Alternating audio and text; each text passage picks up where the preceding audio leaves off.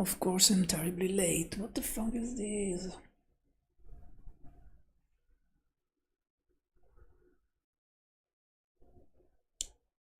I should... oh my god. Today I'm making two experiments. One, I lowered the volume of the video. Should not change that much. The other one, I turned on my fan because it's fucking hot. It's already that period. Let's hope it's not too loud. I don't know, I was checking. I don't know how to check. I mean, actually, I can check looking at the stream. If I look at the stream, if I listen at the stream, let's see what. I don't hear anything, but it's also very low, the audio. Just a shitty voice. Yeah, sorry. I'm already super late, so I should not waste time on these. Check these. Check that. Try to speedrun this. I'm forgetting something for sure. What am I forgetting?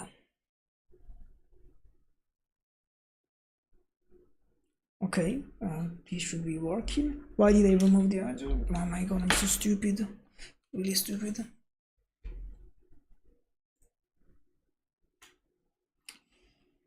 Okay, this journey is on.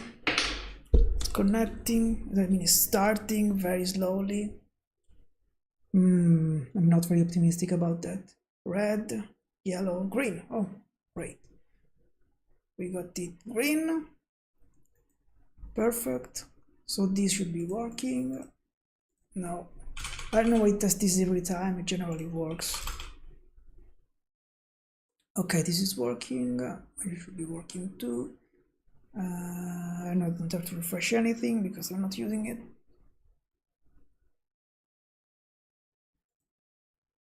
Okay, I think everything is ready. Go. Okay. I'm super late. I need to try to be fast. Okay. Oh no, I was clicking stop recording. I should remove this instead just. Okay, perfect. Let's start. Almost 2 minutes and a half. Oh, decent. Okay, so let's start with the first, looking at the news. First video is from Monday. So the 26th of May, it's okay, from Breaking Italy. Trump says that Putin has gone mad, but does really want to take distance from him. Bentornati su Breaking Italy. Nell'approfondimento centrale di oggi parliamo di El Salvador, un paese che per varie ragioni in the Central Research we talk about El Salvador, sotto l'occhio della stampa internazionale. a country that for different reasons is for months under the eye of the international press, especially due to the ties of the president Nayib Bukele with the US President Donald Trump. If today we start talking about, we focus on Bukele, something that regards his internal activity in the country. First, we stay on Trump and his declaration that regards Putin.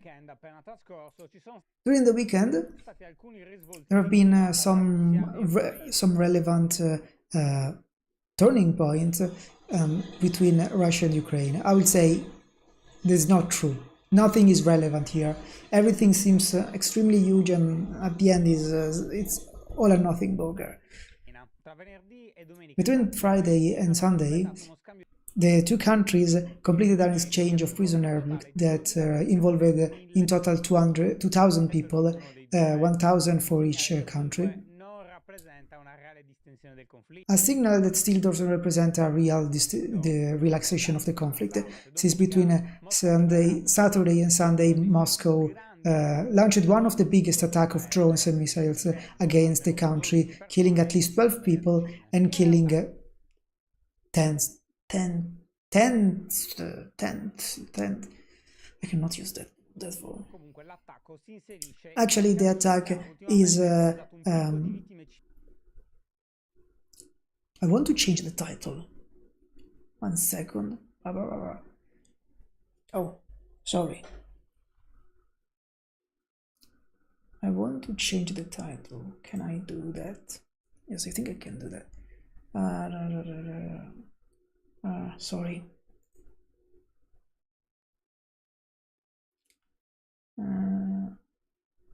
Not here, not here, not here.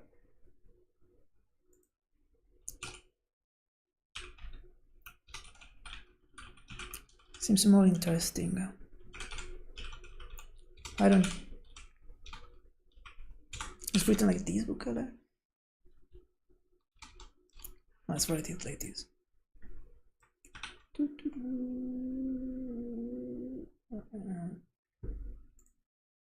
I should tell a story in the meanwhile. Do something, sing a song.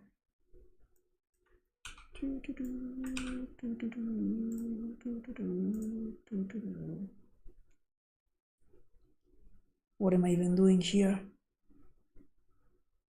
Oh no, and it's not in stream. I was clicking end stream, edit. Save. Perfect, done. Done, maybe. If it works. Let's try to reload this one. No, no, no, no, no. Oh my god. I should be forbidden to touch anything here. Okay. I swear to God, now I'll continue. Okay.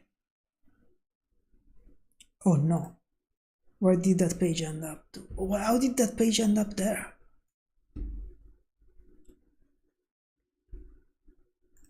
Okay, we're saying bombed Ukraine.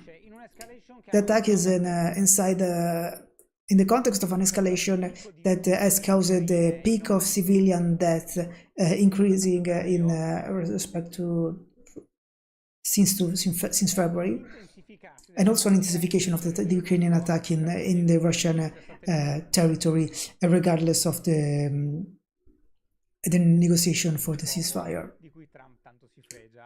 That Trump is really talking a lot about. And also is some sentences from Trump that are really reported today. Talking with the journalist, the US president said that to not be happy about the escalation wanted by Putin, that he killed a lot of people. This is a textual quote of the president of the United States. He's killing a lot of people, and it's not good. Something particular is the rhetoric that Trump uses, sustaining that is something must have happened to the Russian president. He said that he knew Putin since long time, and he's always agree with him, and doesn't understand how now he's sending rockets on the Ukrainian cities, killing people. Thinks that he underlines, it repeats, reiterates that it's not well at all.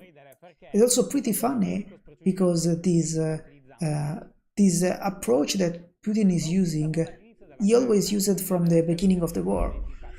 Besides the escalation of the last month, the number of dead people is pretty in line with the number of deaths of the sorry, checking the data. Besides, okay, regardless of the escalation in the last few days, the number of dead people is online with the death people of the number of dead people of the months in the recent months.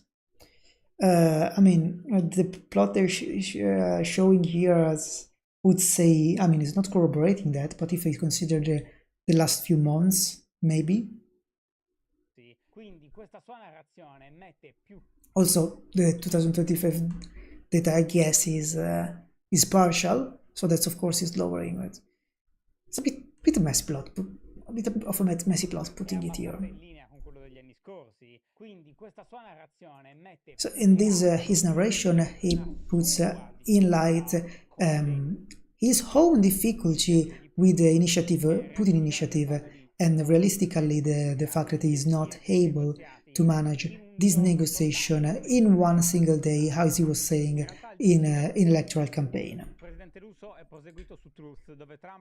The speech of the Trump president continued on Truth, where Trump wrote one of his posts with words rigorously in caps lock and exclamation mark, underlying, reiterating what he said to the journalist in New Jersey, but going even further, saying that Putin has definitely gone mad, and that if his proposal was to obtain the entirety of Ukraine, this will bring Russia to ruin.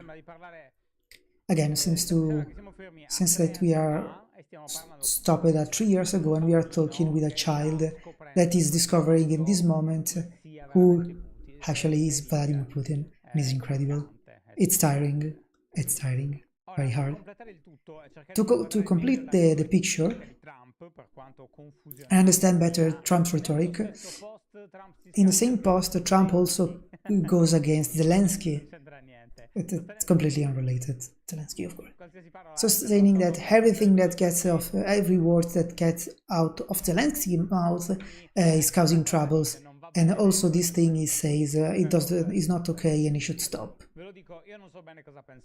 I tell you, I don't really know what to think about Trump as his own way to communicate, simplifying a lot on everything that's always simplifying what we are talking about, and saying on very vague on what we are talking about. But it's not clear if what he wants to do is it's not clear if he actually wants to take distance from Putin, as until now he didn't do at all, or trying to be a little bit hard to push his interests forward. But something is sure is that passed quite some time since when he sustained to end the war in Ukraine and Russia in 24 hours, as I was saying before, and he's also trying to stress how this is not his war. So taking some distance from the previous administration that in certain ways instead has been very present in the war and made an identitary point, the one of the defending Ukraine, and also defending the West and a series of values. I don't know, let's see. We will see. For 4 hours in this way we are doing. There is no idea on what Trump wants to do, and realistically he doesn't want to do that. I remind you that the last time when he said Vladimir stop on Truth, it's very hard.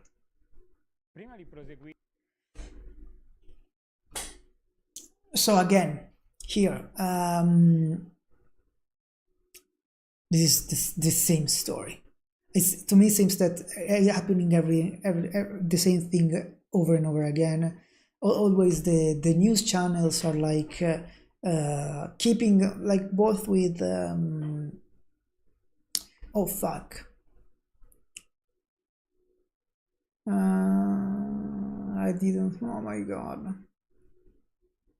Why is not there anymore? Content labels.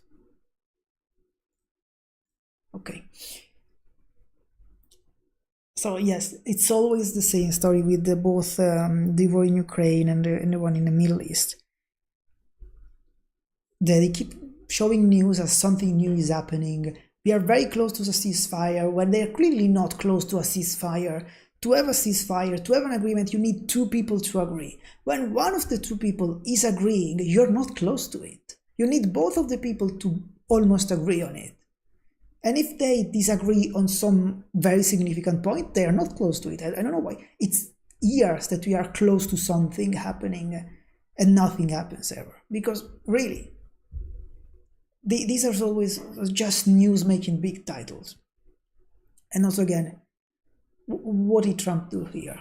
It's really not clear here if he's dumb or if it's playing some kind of strategy, whatever. Because the strategy in Ukraine, I think, has been disastrous from the beginning. Because what I think Kellogg's had the right plan, because Kellogg said, oh, we want to end this war, but if Putin doesn't agree with us to end this war, we will give more weapons to Ukraine. And that's a good point of view. That's a good bargain, because then Putin will be like, okay, maybe I should not continue the war, because if I continue it, not only is a pain for me, but also they will be even more harmed, and will be even worse. And instead,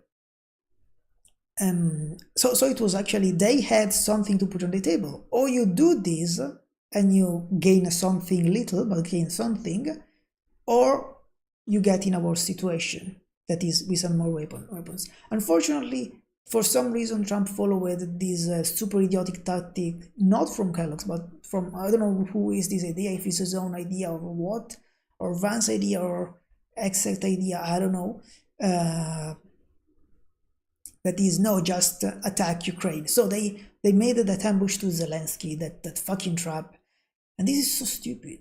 This is so stupid because they weakened Ukraine position. So Russia had no reason to end the war, because they are like, oh, what are they going to do to us? Ukraine is pretty in troubles. They are even losing the allies, so they're even weaker. Europe is not doing anything.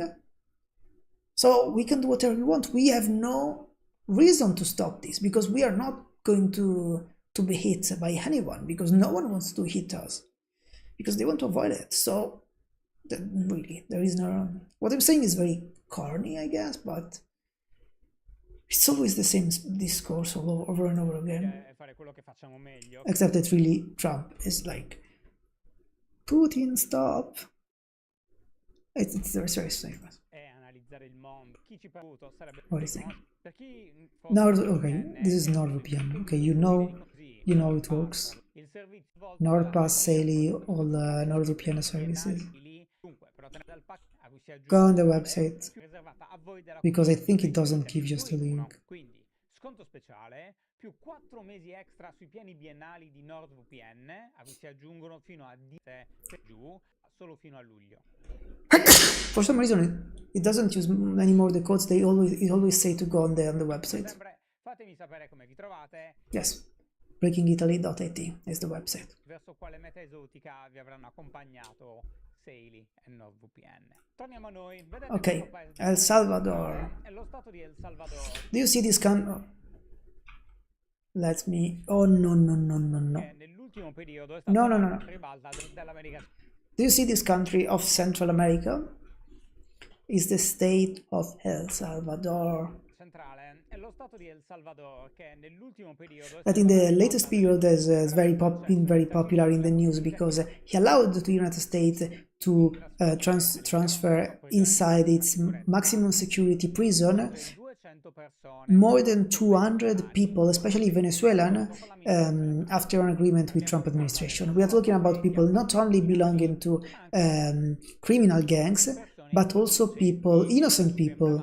And the most emblematic case is the case of Kilmar Abrego Garcia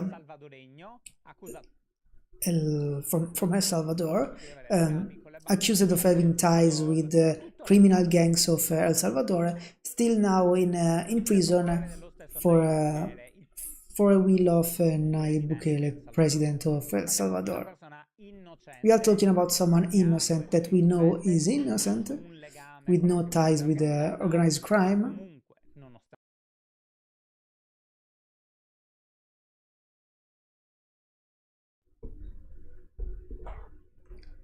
Okay, sorry, the microphone unplugged. I think I need to change the cable. I guess the cable is the issue now. I don't know why I did that. So innocent that, besides the entire mediatic pressure and the public opinion pressure, is still there in a nightmare place. And also this, I think that the mediatic pressure completely disappeared on this, at least from my European Italian perspective. Maybe in the United States they keep talking about it, but no, in Italy or in Europe, it doesn't seem anyone to talk about this anymore. And it's actually terrible. It's also insane that these they keep. Why do they do that? it's not clear why they're doing that. Because really they don't want to go back on a very stupid decision. Because at some point, so just to summarize, so at some point they start arresting a lot of people and sending them to prison without process. People accused of participating, being part of certain gangs, and it would be already pretty bad in this way. But normally, like, okay, you send them to prison without a process just to be sure, and then you free them when they are when you realize that there is no proof against them. But no, what they did was to send them directly into a prison in Venezuela, in El Salvador.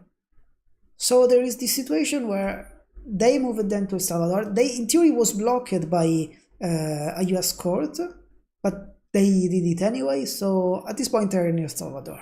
So the United States cannot, in theory, pressure El Salvador. Of course, if the United States asks El Salvador to give them back the prisoner, they would give them back the prisoner. Also because the United States is paying for them to stay there. So he give the United States say they cannot pressure El Salvador to give them back the prisoner. What is done is done. El Salvador is saying that they cannot release this person in El Salvador because to them is a criminal, and he's so fucking stupid to say. I mean, you are the president of Salvador. There is clearly a messy situation. Return this person, and they say, okay, this guy is in. So this guy is arrested on the tattoos the tattoos he has on his hands. That in theory, if you try to match the initials of the words and you do a certain combination, you can read MS-13 on that. Like the first. Sorry, I need to take under key for whatever.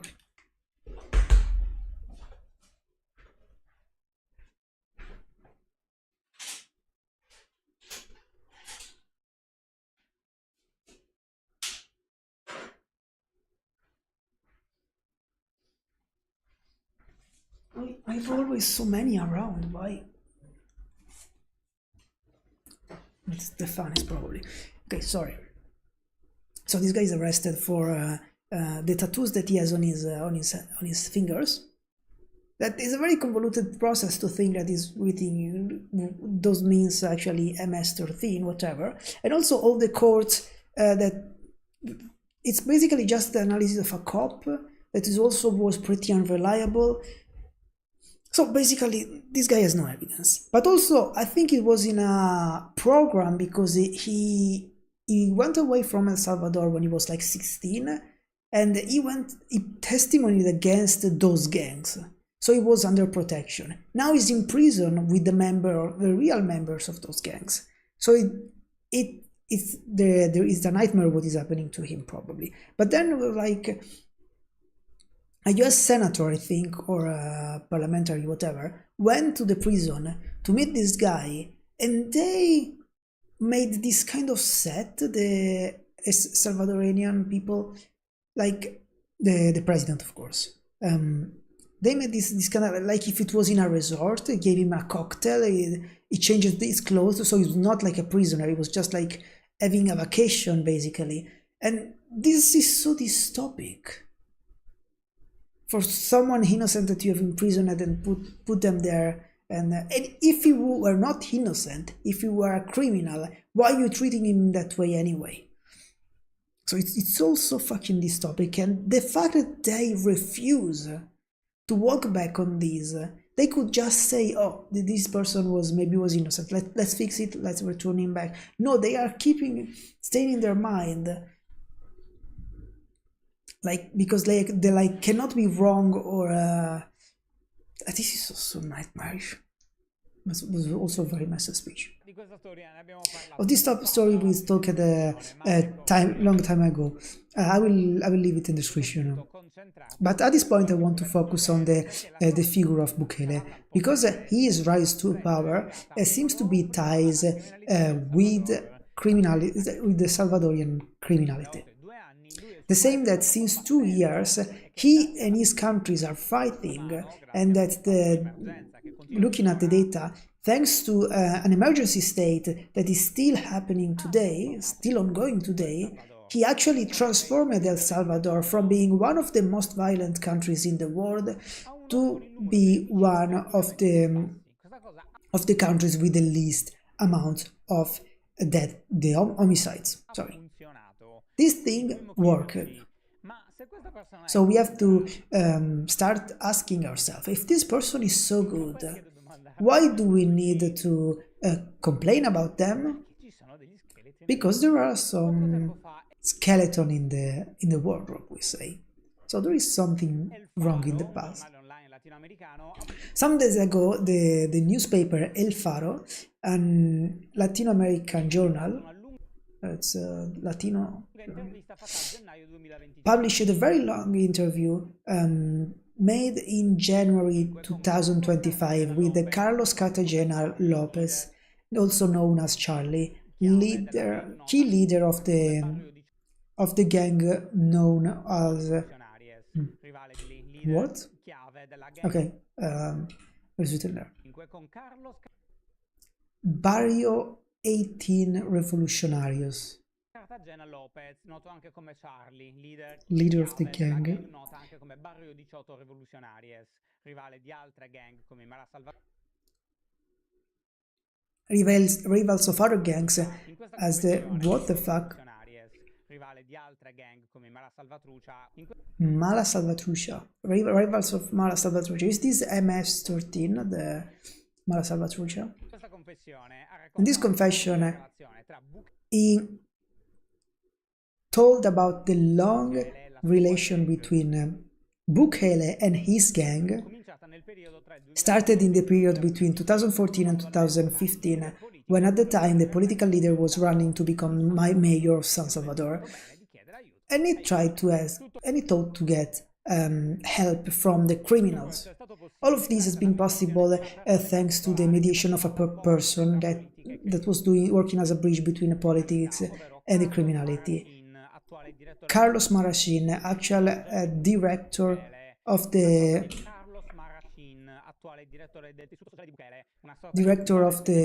social tissue of Bukele, that would be in Italy the Minister of Social Policies, so welfare minister. And the agreement say that expected the Bukele party to pay an amount of money in exchange for votes. So the gangs were warranting support in different quarters, in different blocks to different quarters to win the mayor candidate, the mayor title. Let's say it's not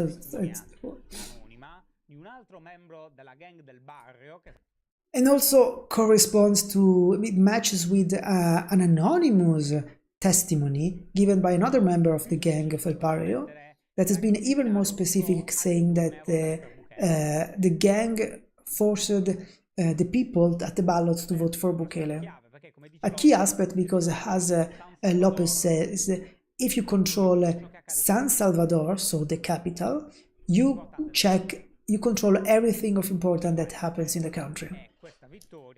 And this victory in 2015 was a very important push for the political career of Bukele at national level.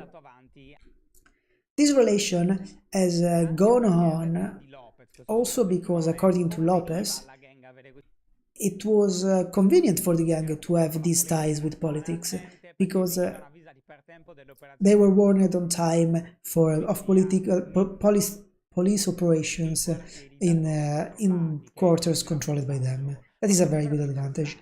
But what is even more interesting is that in the period that these two parties were meeting, also in discourse, there was also starting to open the road for Bukele to detach from the party that he was sustaining him to found its own party and try to run for the presidency. Stuff that happened, in fact, the FMLN, Socialist Party that he was part of, refused to support him at the presidential and expelled him in 2017. Things that didn't prevent him to actually become president. The favors to the gangs, according to the testimonies, continued always with this Carlos Marquin mediating between the gangs. Also for so the ties continued also for the run for the presidential election, won in 2019 from Bukele, by Bukele, with his own party Nueva Silea. I'm not sure. Sileas. And mind you that this continued also for different several months, for more years during the pandemic, with the criminal gangs involved, according to testimonies, in direct way to control the respecting of the restriction of the community during the quarantine period. We know also, while at the time, the homicides already at the time were dropping.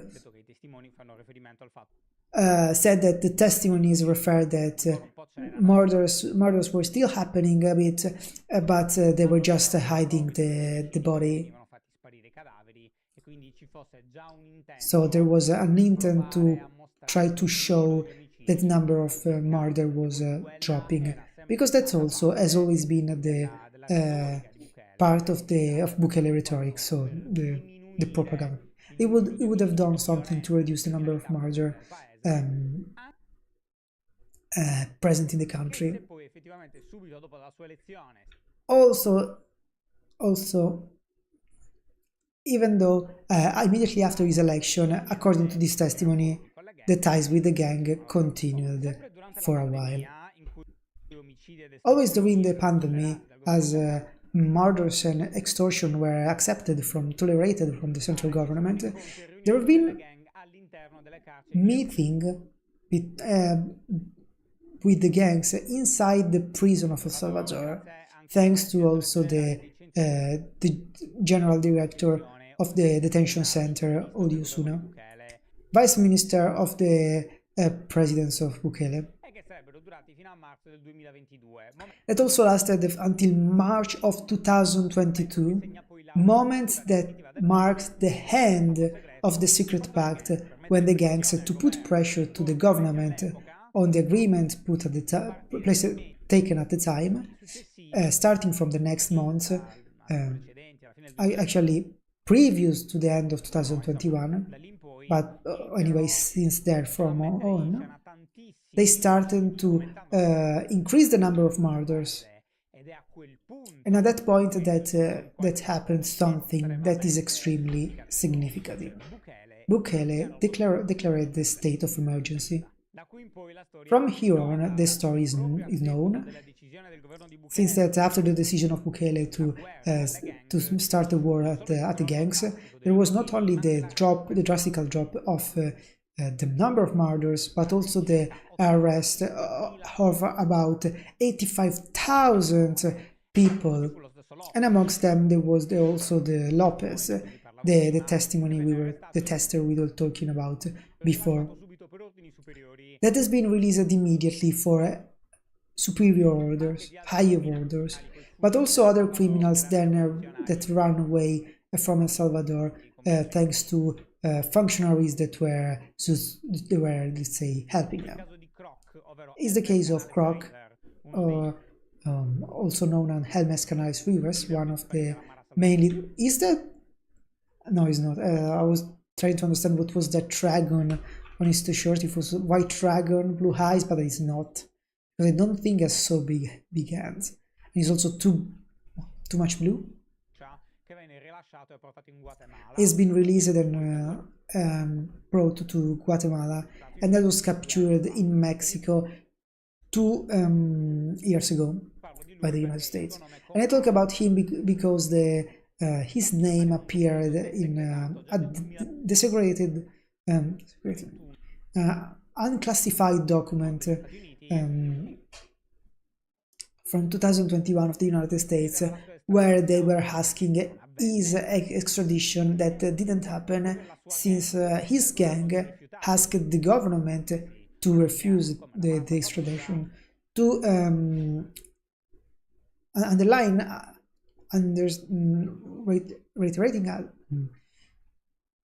underline how the Mala Salvatrucha, remember Mala Salvatrucha is MS-13, showed this influence, exerted his influence on the government of El Salvador, so strong ties to get into negotiation with the policy of the country. So even before this report, it was known that Bukele and gang had some communication channel. So in conclusion, where I want to go, Bukele is a very controversial character, very hated but also very loved, merciless, smart, popular, very appreciated for his war to the crime, and also for his attempt to transform El Salvador no more in an area of gang guerrilla, but in a Pacific and exotic country, touristic country. The huge jail that he built, totally inhuman, where they are putting everyone, including people coming from the United States, is his bright star, I guess, of his politics of fight to the gangs. The same gangs that at the beginning allowed him to come where he arrived. Is this hypocrisy? Is this political smugness?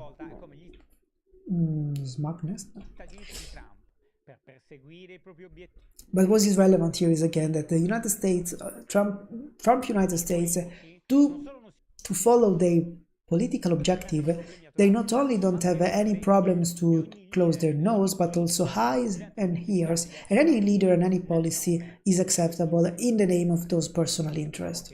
That we can also say, it's okay, but of those United States that we know until today, at this point, what is left? So this is a very interesting story.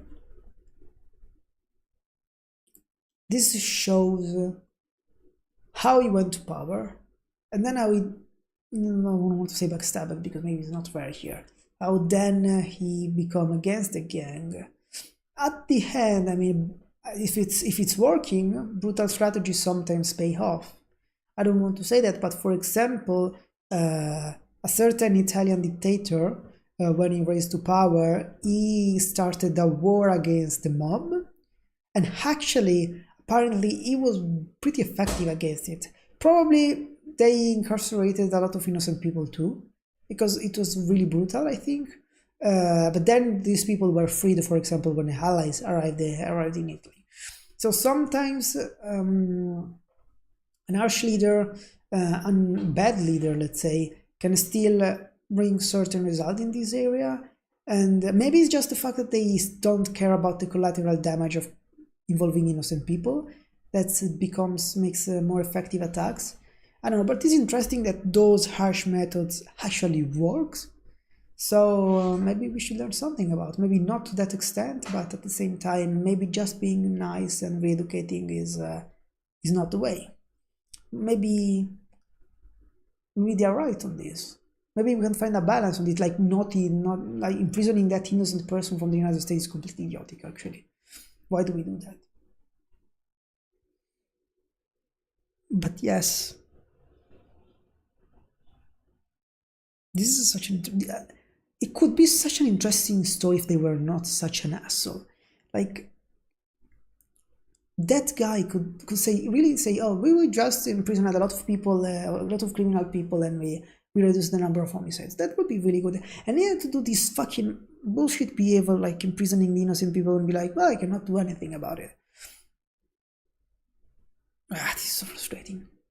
I would like to do a deeper analysis on this, but what I can say about it. Anche oggi, e ritorniamo al volissimo sugli Stati Uniti, perché Trump non ha The United States again. Putin e Zelensky. He not only attacked Putin and Zelensky, but also announced on Friday that he wanted to announce a tariff of 50% on the European Union. Yesterday, the President of the United States changes his mind after talking with the European Commission President, Ursula von der Leyen, as declared from him himself on Truth, deciding to postpone the start of the tariff at least until the next 9 July to allow the time for the two parties to find an advantageous trade solution. So I would say on this, I think we talked about already last Friday. God damn it, the European Union should put more pressure. The fact that it keeps going back and forth, shows that we are not really putting enough pressure. This thing is showing really that the European Union basically buckled up. Because when Trump put that fucking huge tariffs, we started slowly thinking about doing something, but then Trump decided to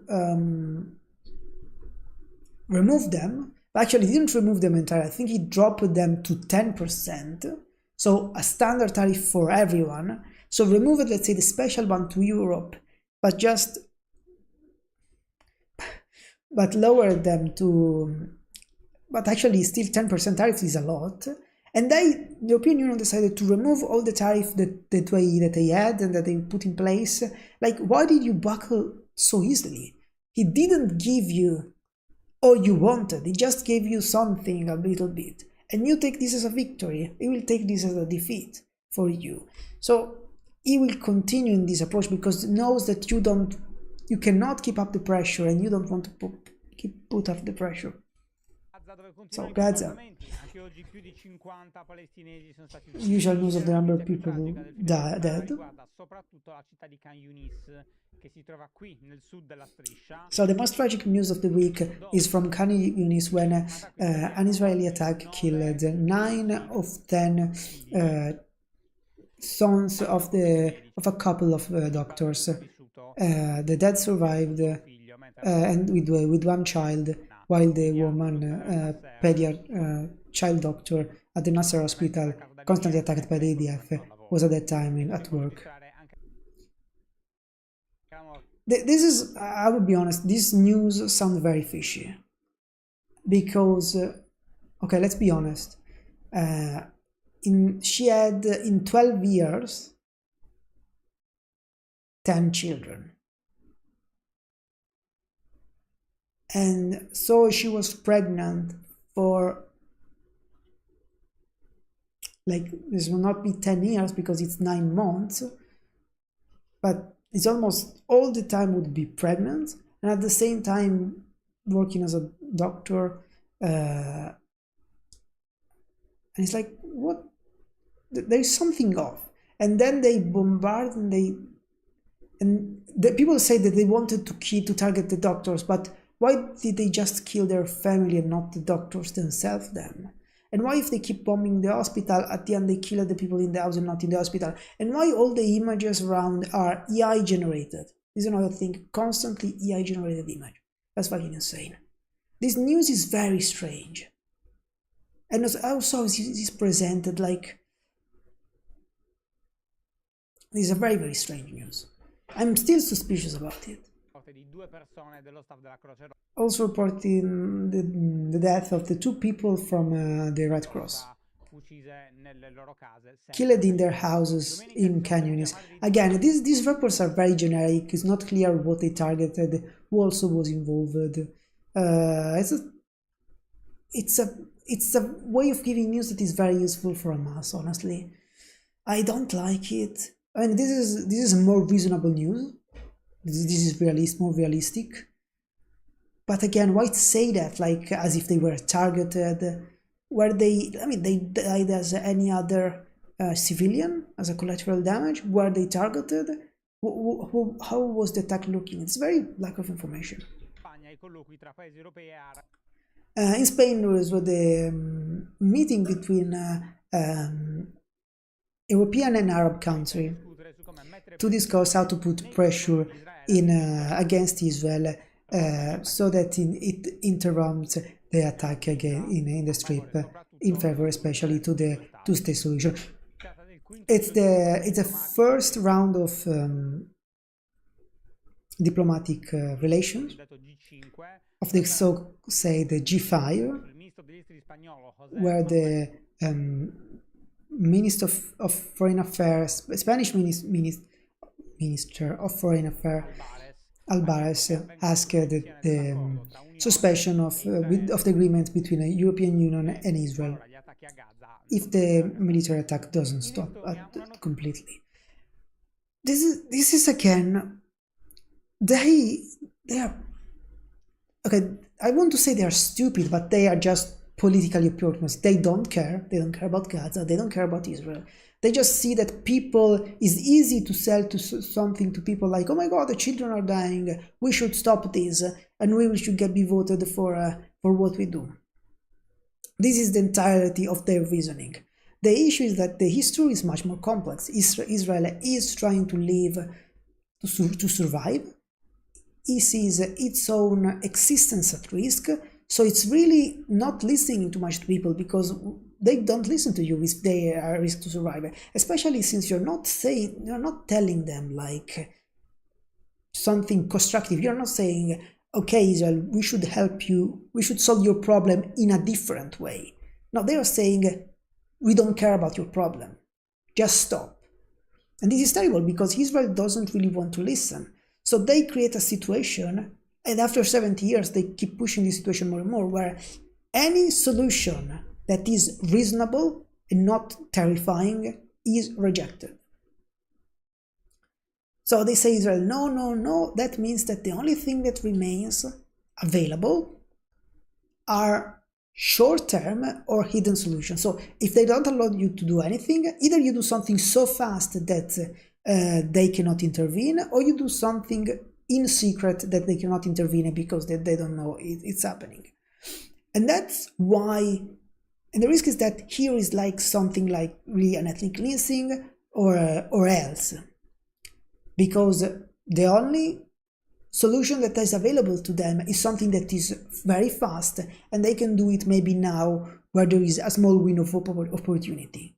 So if they want to avoid this fucking mess, they don't have only to pressure Israel, because maybe they have the strength to do that, maybe they don't have the strength to do that, but is to actually solve the problem, give Israel a way to solve the problem in a different way.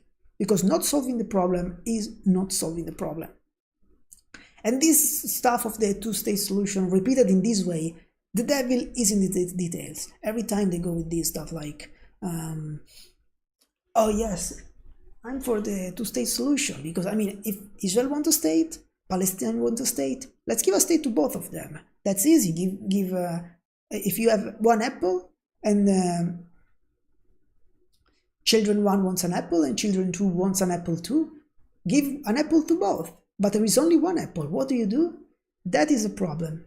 So every time when they talk about this two-state solution, it could be in theory reasonable, but they are missing so much that they're using it in a very political way, just to get some vote, just to say something that might sound reasonable. Because they don't really need to find a solution, they just need to sound like someone with a solution so that they get the votes. Yes, maybe I should stop this rant. So from Estonia, a news about the artificial intelligence, because the Baltic country started to promote an initiative called EI Leap that will allow teacher and student of 16 and 17 years from the month of September to have a free account to EI chatbot.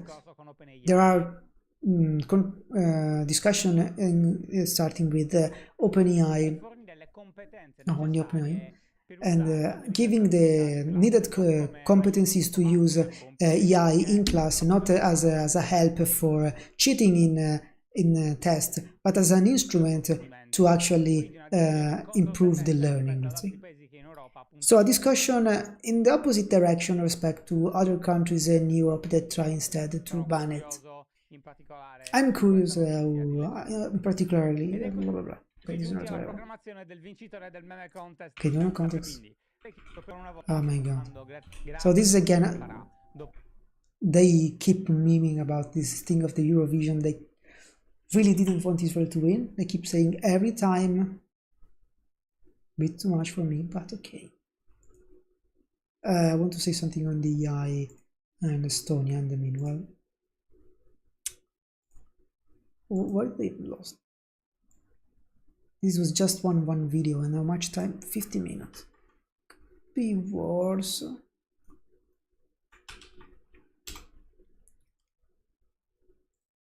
Okay, I was saying, well, this AI news is interesting. I don't know how they use it because, I mean, it has its own uses.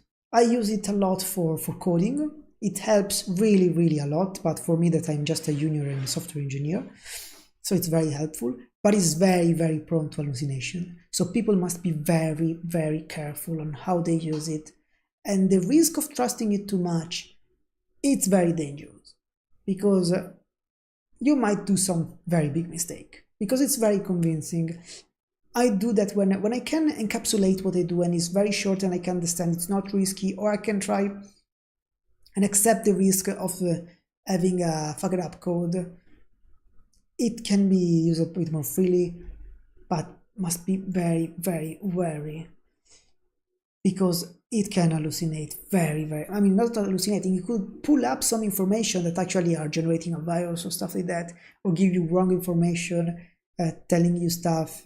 Like I use it to make the computation for computing the load on a shelf, and I got some data, but if I take those data for granted, I might get a catastrophic failure if those data are wrong, because it's not very good at math, unless they use Python coding and stuff like that. An interesting thing is, the other day I was arguing with the OpenAI ChatGPT, the O3 model, one of the reasoning model. I don't think it was O3, maybe O1. But I was discussing with this model, because what happens is that, so I'm asking it a formula to compute the tensile strength. So I wanted to know if, let's say I have a ring that spins. If I attach this ring that spins to a disk that doesn't spin, will this ring, will the load on the ring be reduced? So basically, if there is only the ring that is spinning, all the force is transferred tangentially, because it's the only way it has to transfer the force. But if I add a disk, let's say, that is static, a disk that connects to, let's say, if I fills the ring, then there is a structure that can hold a normal force, a centrifugal force normally. So in this way, the load, the tangential load will be way lower and will be structurally stronger. But if this disk is spinning with the wheel, then it adds to the centrifugal force, because it's more mass that is spinning. But if I have the disk instead that is static while the ring is rotating, then I don't have this additional centrifugal force, I have only more structural integrity. So this can resist, the ring can spin at an higher speed without disintegrating. And ChatGPT didn't agree with that because they did not understood the physics of what I was describing to them. Maybe my explanation was not super clear, but they really didn't understand that. It's interesting that I had to go step by step, a lot of steps. We have a lot in this discussion trying to imagine, I have to explain it. Okay, imagine the ring. There is a ring out on the outer ring. Imagine that this ring is made of trains that detached blocks. Then imagine these detached blocks are attached with a rope that is not in tension. Now imagine to increase the tension. I had to go on and on until that thing, ChatGPT finally said me that I was right. It was very, very hard, but it was really stubbornly, probably wrong, unless I was really good at convincing them otherwise. Ciao, bentornati. Okay. Bentornate. Devo farvi una domanda. Voi, I have to give you a question, you that are watching me, alone or with someone, on a TV or on a computer or on a smartphone. How can you know that I'm real and not generated by a computer? You have a lot of ways to know that.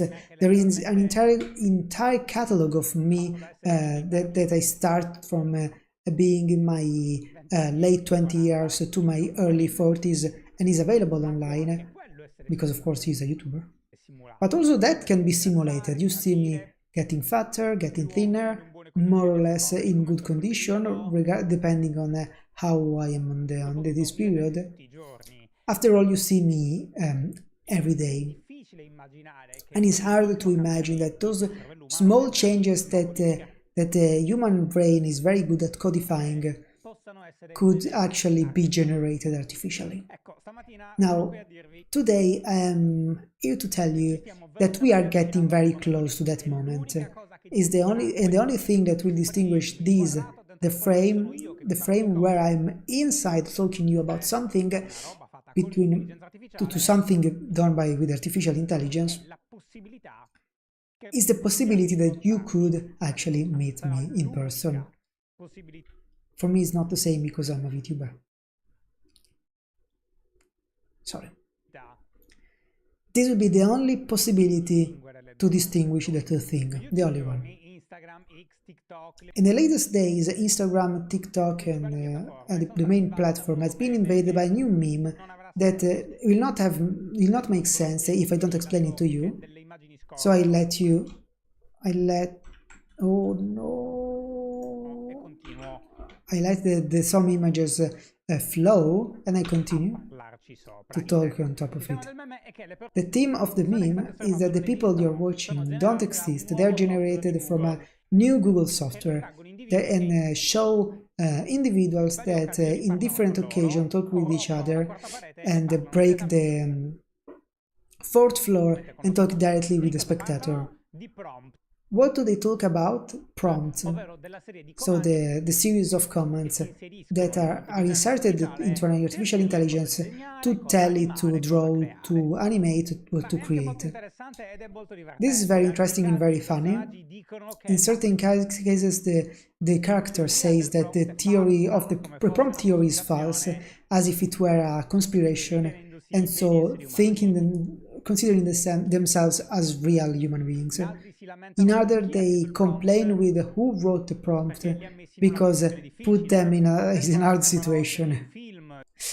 Sometimes they look like others look like movie scenes, a stand-up comedy show, and as you see, they are incredibly realistic.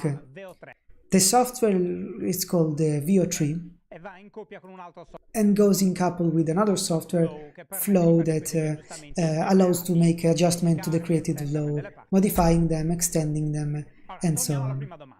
Now, going back to the first question.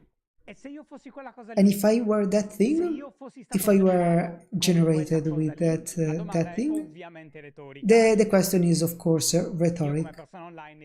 I as an online person exist from way before a lot of you met me, even if to say it's actually just a small minority of you met me, and for the majority of people until my death, will exist as an element eternally digital.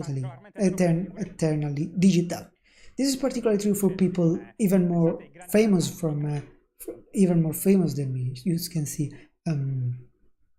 big singer, Hollywood actors. Realistically, Lady Gaga will keep to exist, even if I never meet her. And one day I could learn about her death, hypothesizing if that happened before mine, and I could learn that from a journal, online, or on TV, or online. I appreciated their music. I saw her interview.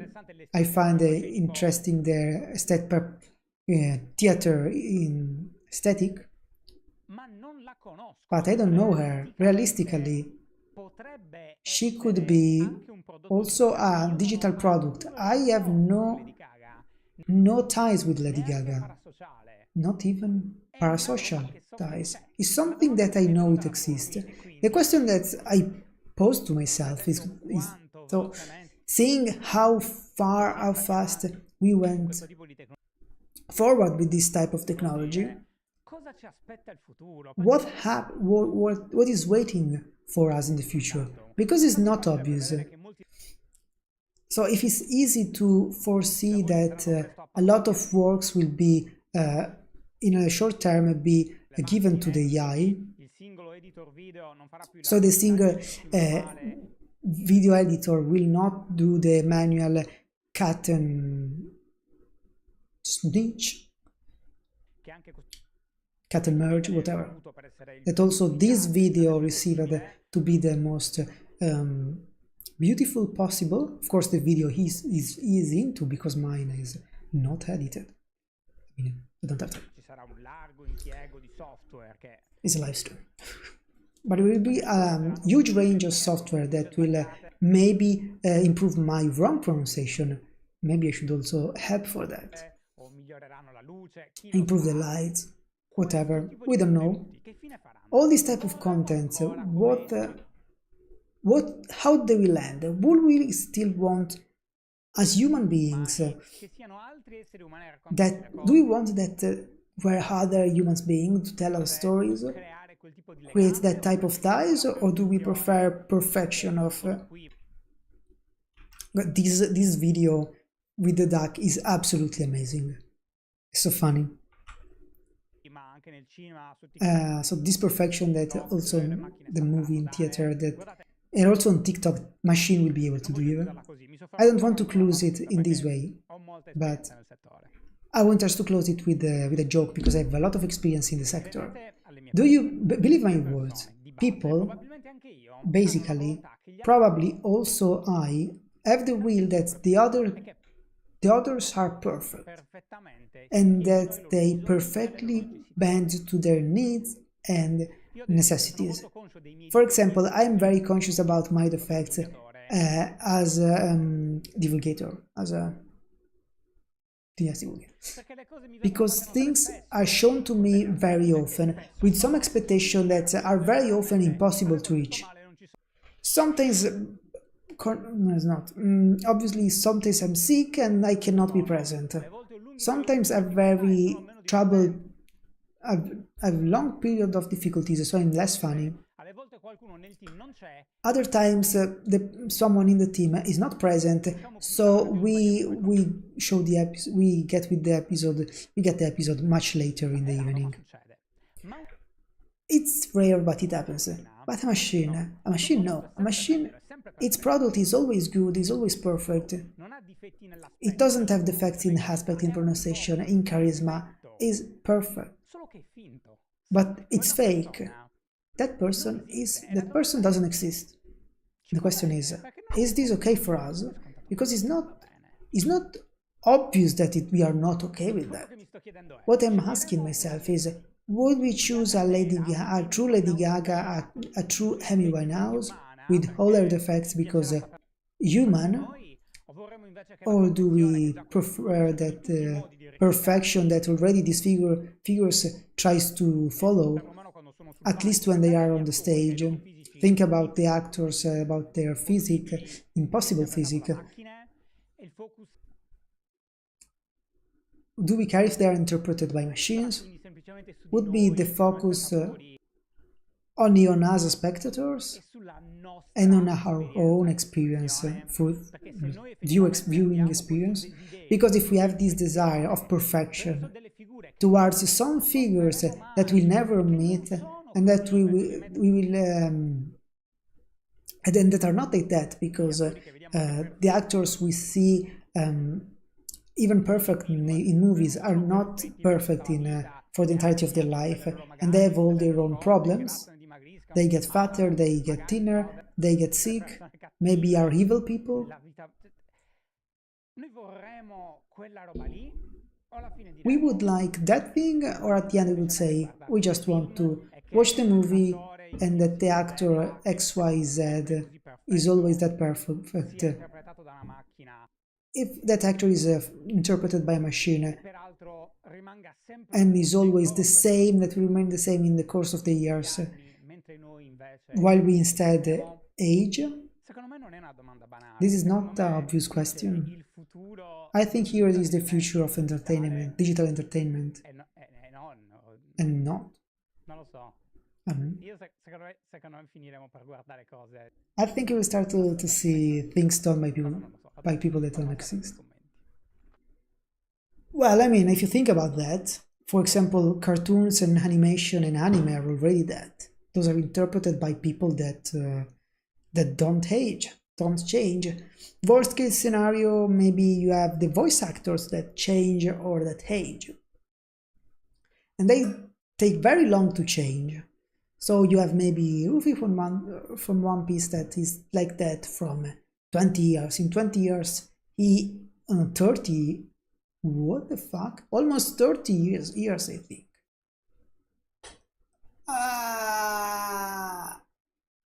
And he aged of 2 years in these 30 years.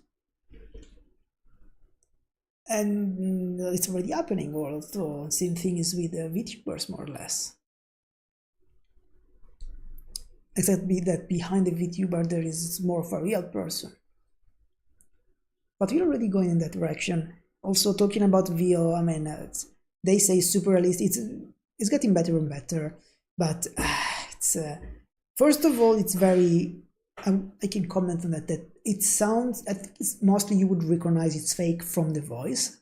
To me, it seems like it's made. The voice is generated with a text to speech. And let's say normal text-to-speech, and then the video is made following the voice. This is my sensation. And the text-to-speech is, let's say, not bad, but it's not that good. So you can feel that it's strange, that they all speak in the same way, with certain poses that they are, you see that is not acted. That is a text-to-speech. And so from that you will recognize. The video is getting much more realistic, but again, it doesn't make really a lot of sense. Like there is like the video of the guy swimming into lava, diving into lava, and the lava moves like if it were water. Of course, lava is much more viscous and it would burn, but it doesn't matter if it would burn. But lava is much more dense and viscous. It would not. It would probably burn on top of it. Will not just splash water. But other videos are less easy to find as realistic. I think that some images can be completely indistinguishable from reality, from a real image, but for the videos we are having quite some troubles yet, I would say. What is sponsored? This is just for Italy. It's like for shopping again in the website. This for make you find the discounts and advantageous prices, and you can find the link in his website breakingitaly.it. Recensioni di esperti, potevate pagare il nostro link, la lista utile, certa petizione, oppure andate sul nostro sito. Torniamo a noi. Domenica back to sono svolte le elezioni. On Sunday there have been parliamentary election in Venezuela, and we are talking for different reasons. The first is to talk about the delicate political situation in the country. Since the last July, in the country, there have been some presidential election judged irregular both from the opposition, but also from different international observers, but not from one of the members of his editorial team, I would say, this guy editorial team. But whatever. Election that confirmed Maduro to the power after already 10 years of presidency, and the second is the delicate context where the country finds itself. That is living a very deep crisis since a long time. And at the end, for the territorial dispute with Guyana for the region of the Essequibo, that has been one of the protagonists of this last election. And we will see why Nicolas Maduro, a myth, a man with mustaches, a man that doesn't detach from the country, that doesn't detach from the power, even if you try to remove him with the spatula. Okay? Who won? This is something that seems an obvious question, but actually is not as easy. Formally, the electoral authorities have talked about strong victory of the Socialist Party, so the Nicolas Maduro party, that would have got around 80% of the votes. Results that allow the party to regain certain areas that before were controlled by the opposition. It included the state of Zulia or Maracaibo. Ooh. Is it a lake? The most populous of the country and rich of oil. Sorry for that. Why do I say formally? Will not I want to be one of the several slanderer? I say formally because formally is not the right word. Because the situation is not very linear. The main majority of the analysts weren't able to warranty a fair and free elections. They were independent observers were completely absent. That since the situation of the country would have been needed, the electoral results have not been published online, stuff that generally happened in the past, but especially there have been a very big movement that tried to boycott the election. So according to the authorities, the participation has been a bit more than 40%. That is a low value, but not so low. Since the leader of the opposition, Maria Corina Machado, that lost, the date that she interpreted as a victory, talking about a great success. Also because a lot of people decided to join her boycott and not going to vote in sign of protest. That is a situation that is strange. That is not like the referendum. In the referendum there is... So what he's talking about is that the comparison with the referendum that we will have in Italy in a week, 2 weeks. So there is the quorum, so basically if less than a certain amount of people go to vote, the vote is considered null, and so it's like the no is winning. So the yes not only has to be the majority, but also have to get the majority of people to vote. So generally the strategy for the no to win is just to not go to vote, and that is a good strategy. So in that case, not going to vote is a good strategy. But for political election where you don't have quorum, so the elections are valid regardless if it goes 90% of the people or 10% of the people, it's a stupid tactic, at least formally. Non è come il referendum c'è il quorum, quindi è normale che il politico di turno ti dica non andare a votare, vattene al mare, perché non vuole farti raggiungere il quorum. in delle elezioni in cui c'è un testa a testa e ogni voto conta, in some election where there is a head-to-head and every vote counts, dire non andate a saying votare don't go to è vote come minimo is sospetto, at least a little bit suspect, se non if not stupido. Di dumb. base, l'idea del non voto Basically, and as a basis, the idea of not voting as an act of contestation to Maduro has not been such a great idea, as you can gli ha imagine. permesso di vincere. Banally, it allowed him to win. È una strategia di nuovo stupida.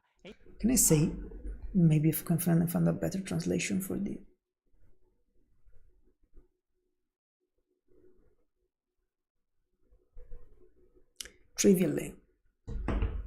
Trivially allowed him to win, and this is a stupid strategy that has not also not been universally shared with the opposition, because New York Times reported a series of testimonies of other political figures, but also common people, that instead went to vote against the Socialist Party. In this case, the thesis is that not voting makes no sense, and explaining the disagreement is much stronger than silence, for how much lack the expectation, there is the lack of expectation that Maduro then at the end would accept an eventual defeat. But again, it's not like the referendum. If just 3 people go to vote to this election, Maduro would say, amazing, these 3 people are the vote of the people, and it's fine like this. So every time that the people say, don't go to vote, also in Italy, I go mad, because every time we say don't go to vote because we send a message. So unless it is a referendum, you're not sending any message. You're simply giving the power to decide to other people. You're instead increasing the power of other people, because less of the people that vote, more powerful is the single vote. But I guess the reasoning that I did in Venezuela when they thought about that was like, well, even if we vote and if we win, it's going to be completely useless, and because it's going to falsify the numbers, let's just not go to vote. I don't think this is solving anything. It seems more like we tried everything, let's try something else. But yes, not an amazing strategy. So, as I started to say, what happened at the last July keep having a very relevant consequences, both on social reason. What is the German flag? Both on social level and political level. So even today, the candidate that went against Maduro at the last presidential, Edmundo González Urrutia, now in exile from the last September to avoid to be arrested, with a reward, with a bounty of $100,000 for anyone that grants information that's allowed to him.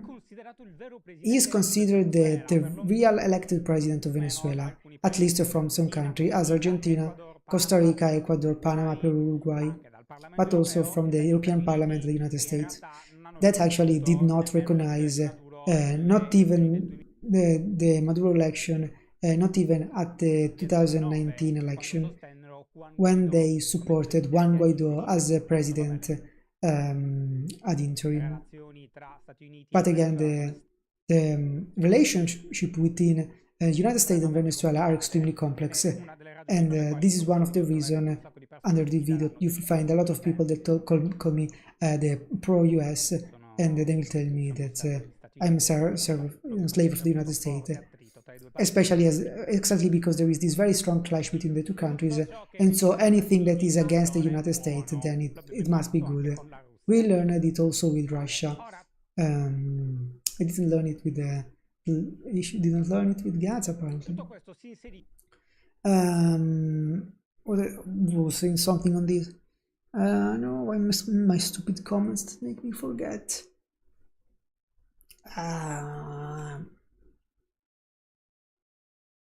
So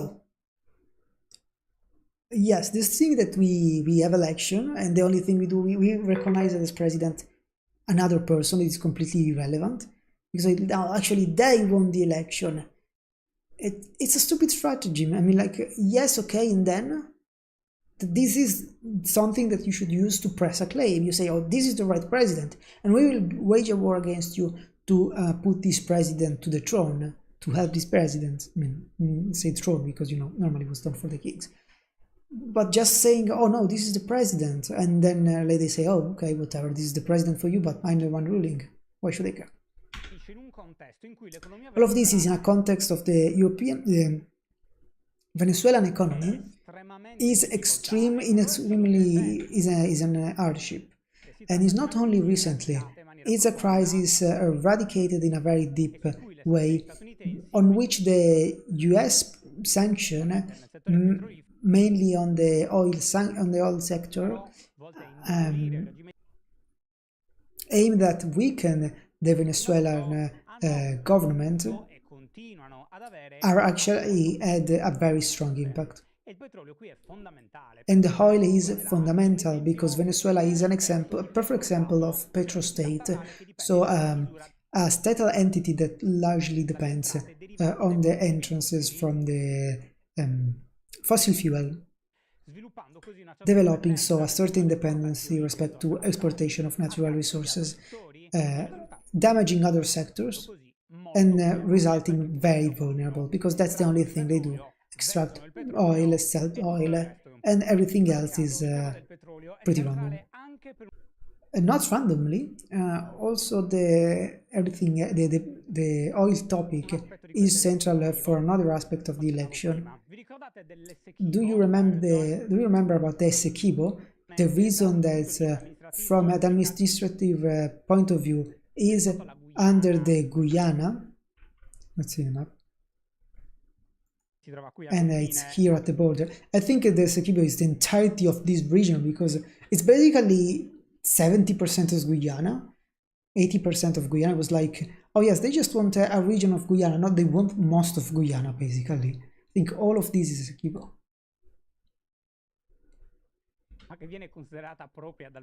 That is considered owned by Venezuelans, considered by own.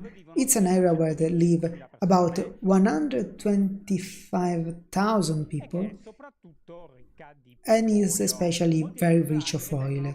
A lot of Venezuelan people consider that the Essequibo belongs to Caracas, so Venezuela, for historical reasons that go back to the 19th century.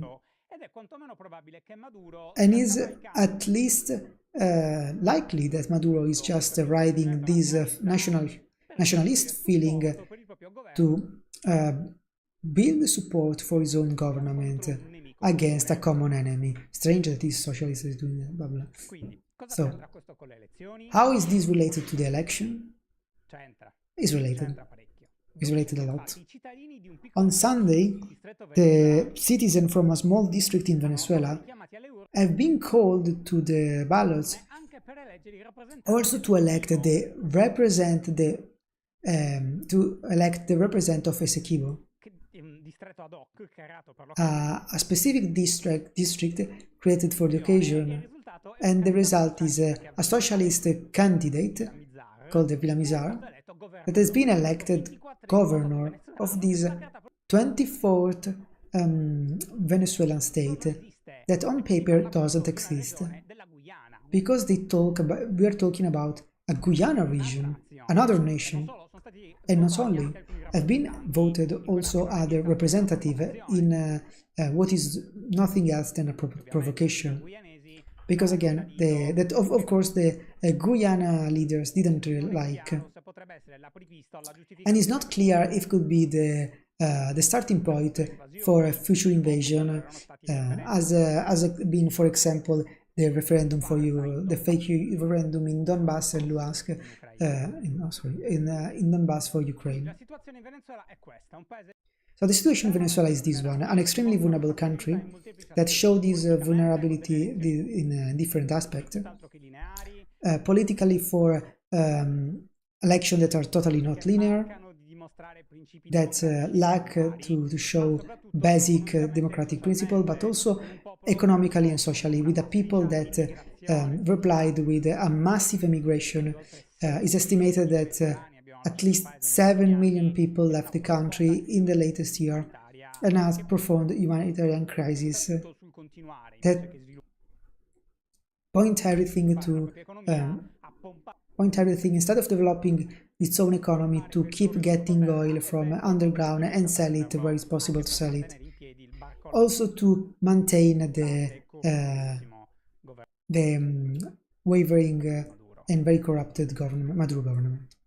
Yes, it's very strange. It we say cross and sweet the oil, because you get a lot of money, but as you can produce a lot of money, people demand a lot of this money often, and it's often they want to have very cheap oil and get a lot of subsidy for the country. But if you do that, then you slant the development of the country. So that is a terrible situation. And this is so it prevents, it cannot develop even if we wanted. If we start to say, okay, now let's stop wasting this money, for example, to give to people and try to invest them into making something useful, like universities or dams, whatever. But then we're like, oh no, now we are getting less money. We are upset. We are against the government now. Okay. Eccoci in chiusura, cos'altro c'è da sapere oggi? Sicuramente So, other news. Result of administrative election in Italy happened on Sunday. Okay. In 126 Italian communes. Amongst there are also 4 province capital that, for obvious reason, are the ones on which the press focused most. So we know that Genova and Ravenna elected their own mayors at the first turn. So respectively Silvia Salis and Alessandro Bartoni, both expression of the wide field coalition of center-left, while in Matera and Taranto no candidate has reached the 50% of the votes, and so they will go to the ballot on the 8th and 9th of June, together with the 5 referendum.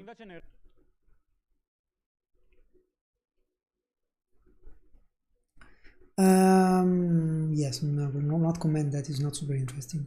Going back to the position of in Italy, comment from Italy, opposition is saying, oh, we are winning, the government is no more legitimate, they should resign, and the government instead is saying, no, it's just a commune, just a some cities, it doesn't matter at all, it's all user bullshit, they say it every time.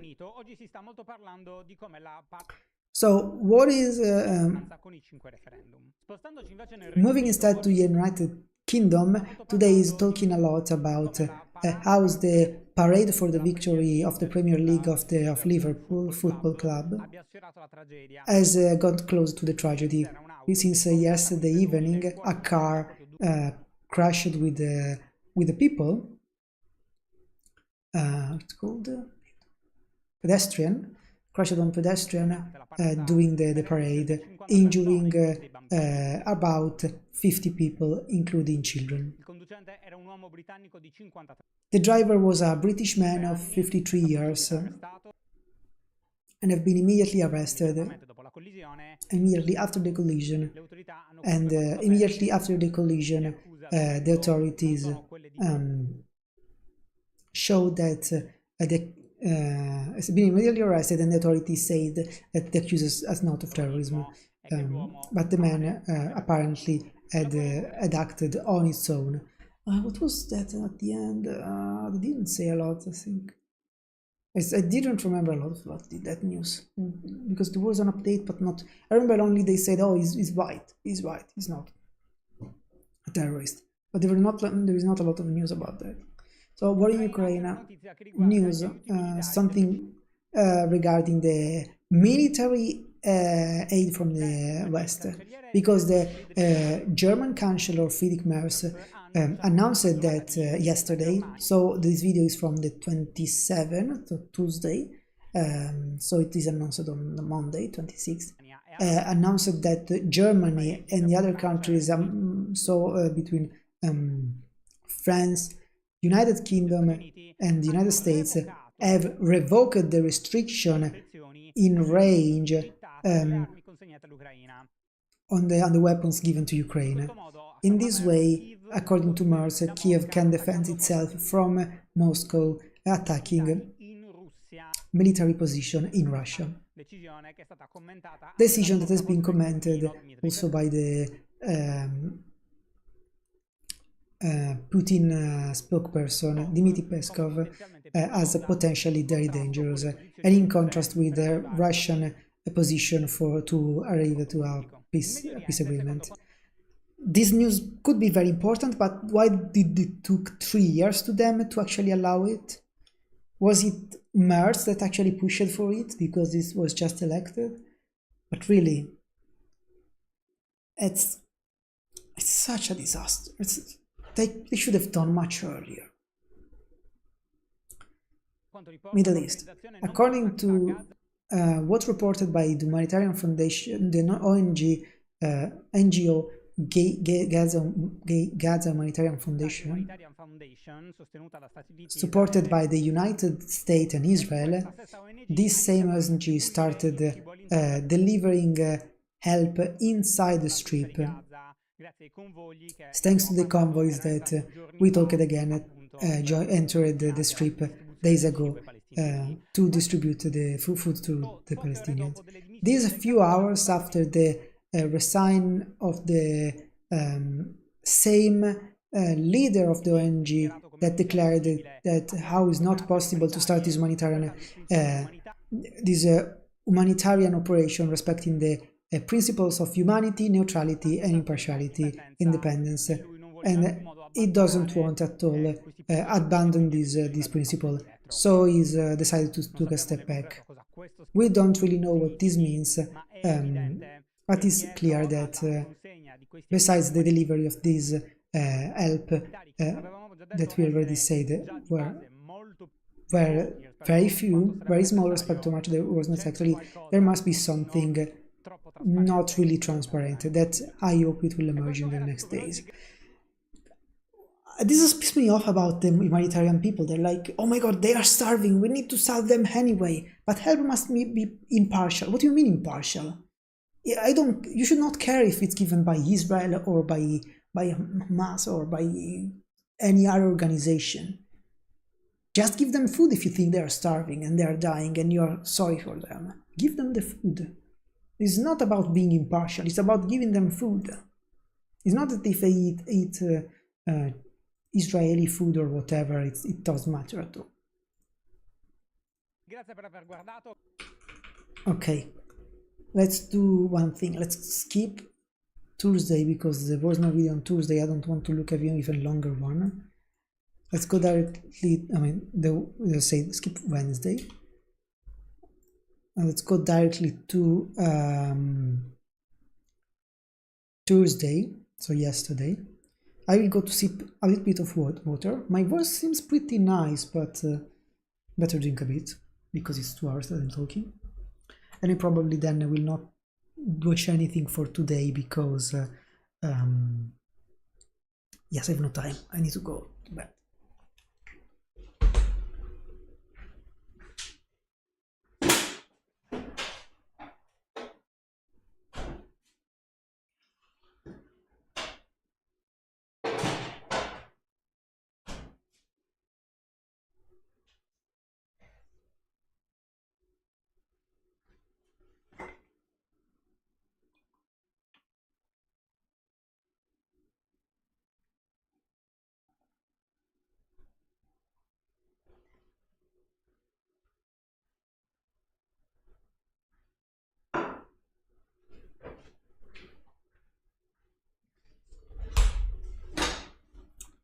I sometimes want to use this affiliate. Maybe better not say that. I'm really watching someone else's video. So this is from yesterday. So that 29th of May 2025, Tuesday, and it's titled The Murder of Martina Carbonaro, an occasion to talk about education for affectivity. Ciao, bentornati. Ci sono un paio di cose da dire sulla notizia di oggi, un omicidio, cosa di cui in genere io non mi occupo. There are a couple of things to say on the news from today. A murder, something that I generally don't talk about, and on which I will not talk about too much. I will use it as an example. The murder of a very young girl, 14 years old, Martina Carbonaro, resident in Afragola, Naples, killed by the also young, very young, I will not say very young, he was 18. So it was murdered by the very young boyfriend, just of age, 18 years old, Alessio Tucci, in a abandoned house where they were used to hide, spend time together, killing her, hitting her with a stone. So, but again, this was not the same level of youngness, I would say. This is borderline illegal. Maybe it's illegal actually, because the age of consent in Italy is 14 and they were in a relationship since 12. She was 12. And I think there is some age gap, but the reduced age of consent to 13 or maybe lower. I mean, well, technically, they might have not had sex at that age, so might have been still legal. But that's a bit strange, is it? I don't know, 2 years. So she's been found dead due to a very big blood loss after long searches at which the boyfriend pretended to participate, but then confessing the murder. So he's simplifying, of course, the news, because it's not the point. I understand the indignation, and my solidarity goes to the mother that now asks for the life sentence. I mean, how to say ergastolo? Life sentence, maybe.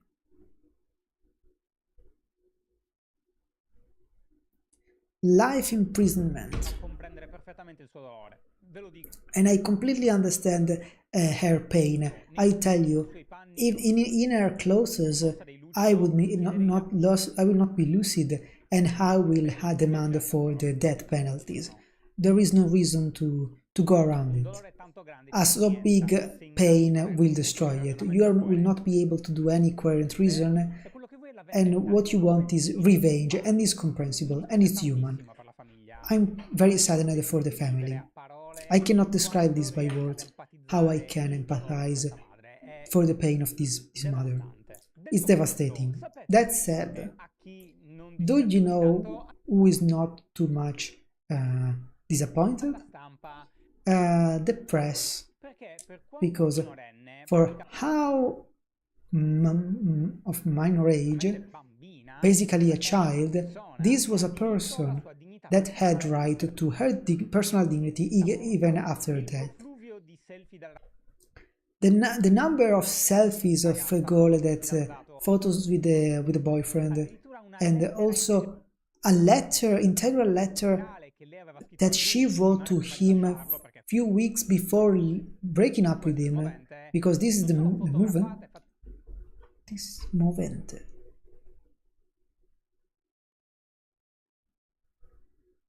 The motive.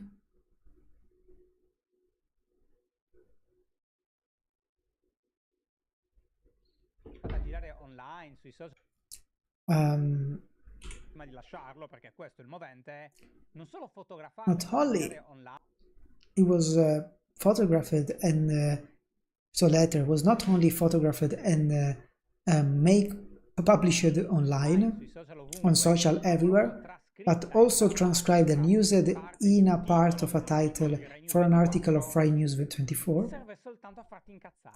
It's just to make you pissed off. You go, you read the extract of Martina that wrote, I want to age with you, saying that to the boyfriends that then you know that will be her murderer,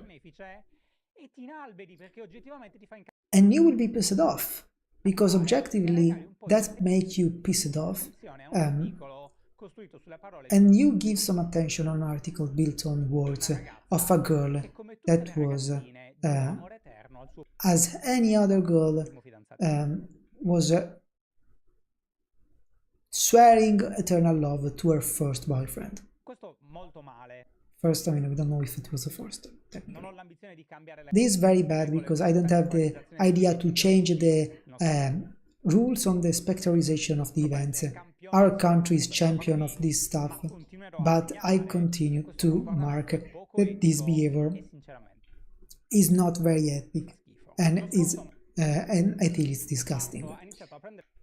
Last March started to take shape a law that would like to punish the, we call it femicidio, is the murder of a female, in theory for the reason that they are female, but is very bland definition. It's more like, it's more political than technical. So punish it with the punishment of automatical life imprisonment, but against which sided 80 juror, no, not juror, law, I think it's a broad term.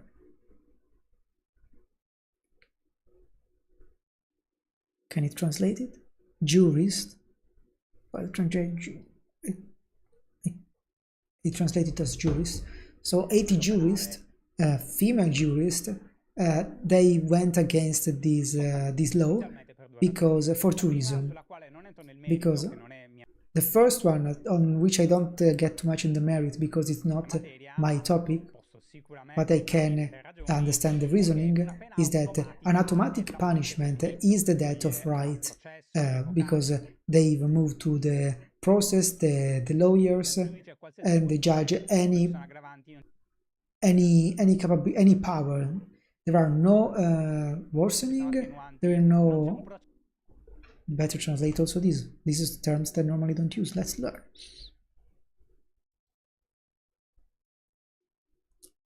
Extenuating, it doesn't really make sense.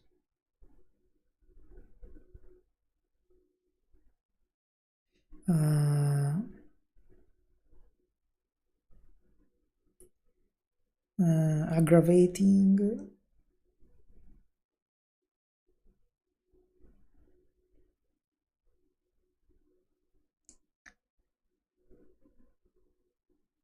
doesn't really translate it correctly, I think. Extenuating. So there is no extenuating circumstances, no aggravating, so there is no trial, like essentially. Said that in certain cases the life sentence, life imprisonment is already considered for this type of crime.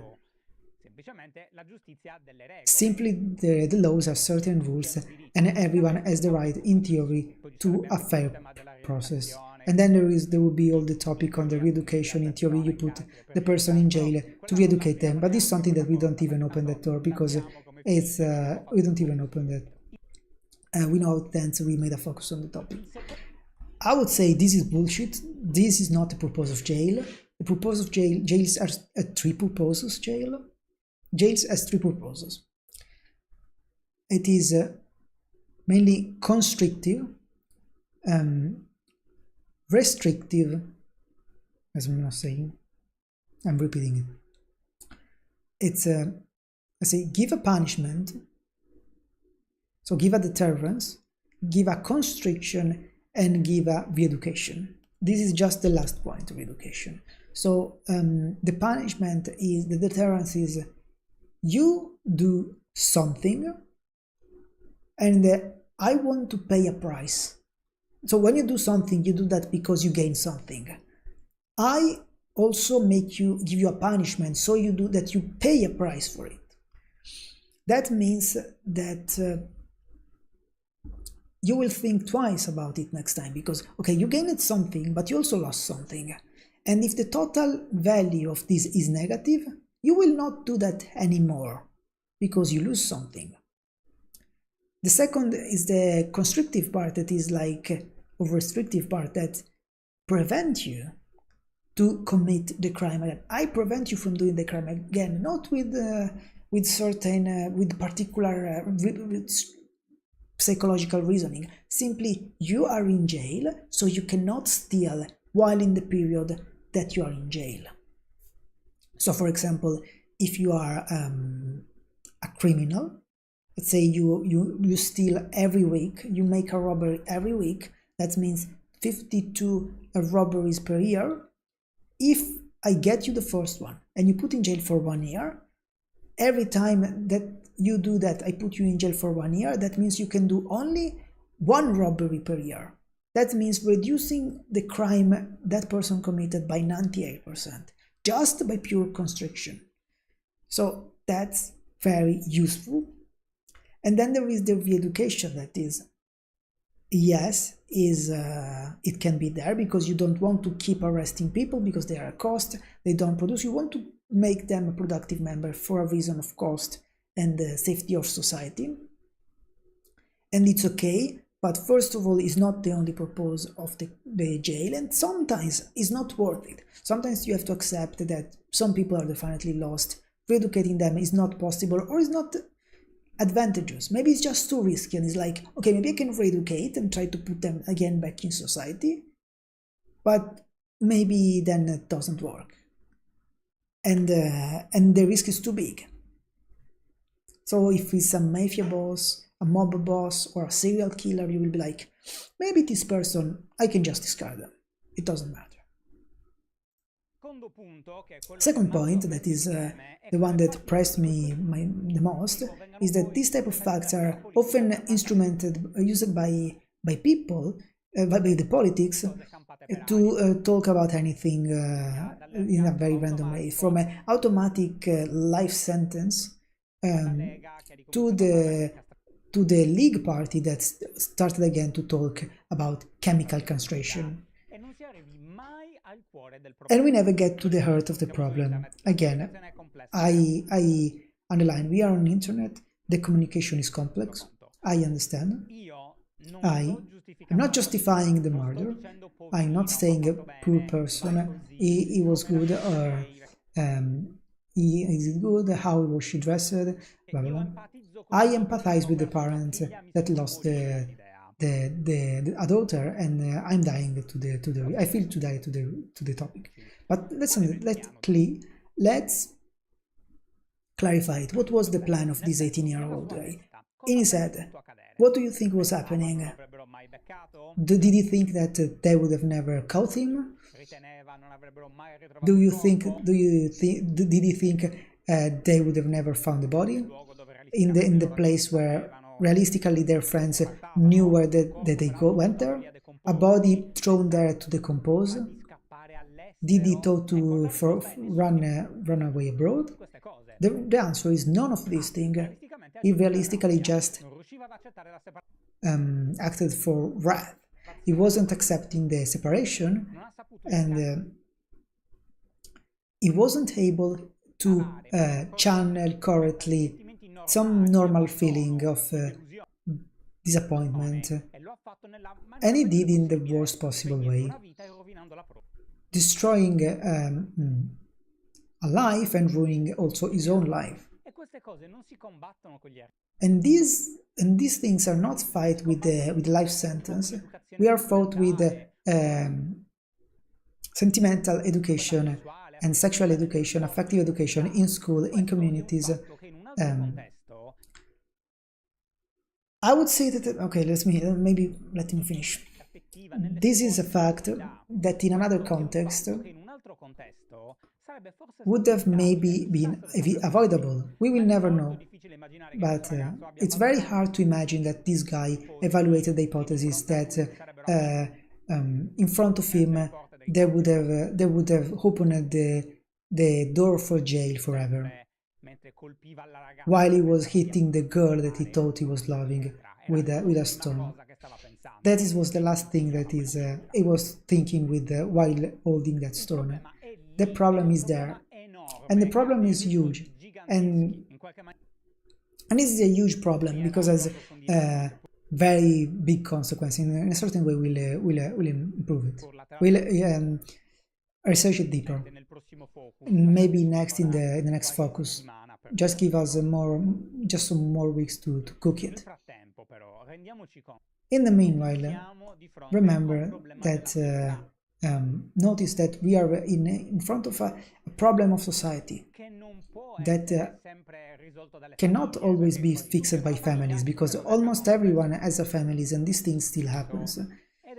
And it's a problem that realistically there is no will to fix on political level, because at the only idea of sentimental education in the schools, there are the threats of barricades for the roads. So we are always there. We do the turn and we always go back. Always there until the next. But no, I think he's wrong on multiple points. The point is, okay, yes, he would not think about going to jail, because these behavior are not generally fixed by jail, because these people are generally in a state of, let's say, madness when they do that, so they're not really thinking straight. But when you put a life sentence on a life imprisonment on this type of punishment, you put the maximum of the punishment for this type of behavior, you start cementing the concept in society that this is the worst and most horrible thing a person can do. So there is a shame in doing that. And when they start thinking to do that, they will be ashamed about this themselves, because they will be like, oh no, I was thinking about doing this horrible thing. This is not going to fix this type of murder completely, definitely, because we are at a very residual level in Italy. We have one of the lowest level of this type of murder, so it's very hard to fix this. But it's not useless to have hard punishment, because it's not only about the thinking about not wanting to go to jail, not wanting to receive the hard punishment, but also cementing the idea that something is so bad that deserve that much of punishment. The other thing is about education in school. I mean, for me, yes, more education is better. This will not fix this problem too much. Something that you can do anyway, like more education is not bad. The issue is why there is always a complaint about this education, because the way the left people intend this type of education and the right-wing people intend this type of education is very different. Because if probably right-wing people would mostly be fine with you telling in class, do not murder your wife. They probably would be fine with that, let's be honest. The issue is that when they talk about these stuff, they generally talk about introducing stuff regarding gender, LGBTQ plus themes, and so on, and doing that in a certain way, and on that the right-wing people don't agree. So it's a bit of a simplification saying that. I mean, it's the problem if you tie the two topics in this way, it's a bit harder to push for them, because you need to find a way, because maybe everyone can agree on don't murder people. You can introduce that, everyone agrees with that, but the moment you start saying, adding other topics, how do you discuss this? Do you introduce just heterosexuality or other type of sexuality to the children and teenagers? When you introduce it something as normal, you are normalizing it, and for someone is acceptable, for someone else it's not. So it's not just about murders and these type murders of women. And that besides, there have been like 2 or 3 killing of males in a sentimental relationship and no one cares about it. They keep complaining about the female killed, but the male killed, no, actually there was one male killed and no one cared about him, killed by his wife. No cries. And then there was a woman killed that I remember a journalist saying immediately, oh, another did again killed by a man in for shooting a woman. But actually, we later found out that she was killed by another woman, not by a man. So again, every time a woman dies, there is this kind of strange analysis that they do, and then it's often wrong and misleading. Trade Republic, so this is a bank. This is a bank you can invest, you can use it as a bank and put money on it, payment, whatever. Again, the code is always on the website. Oh my god, again. Oh my god.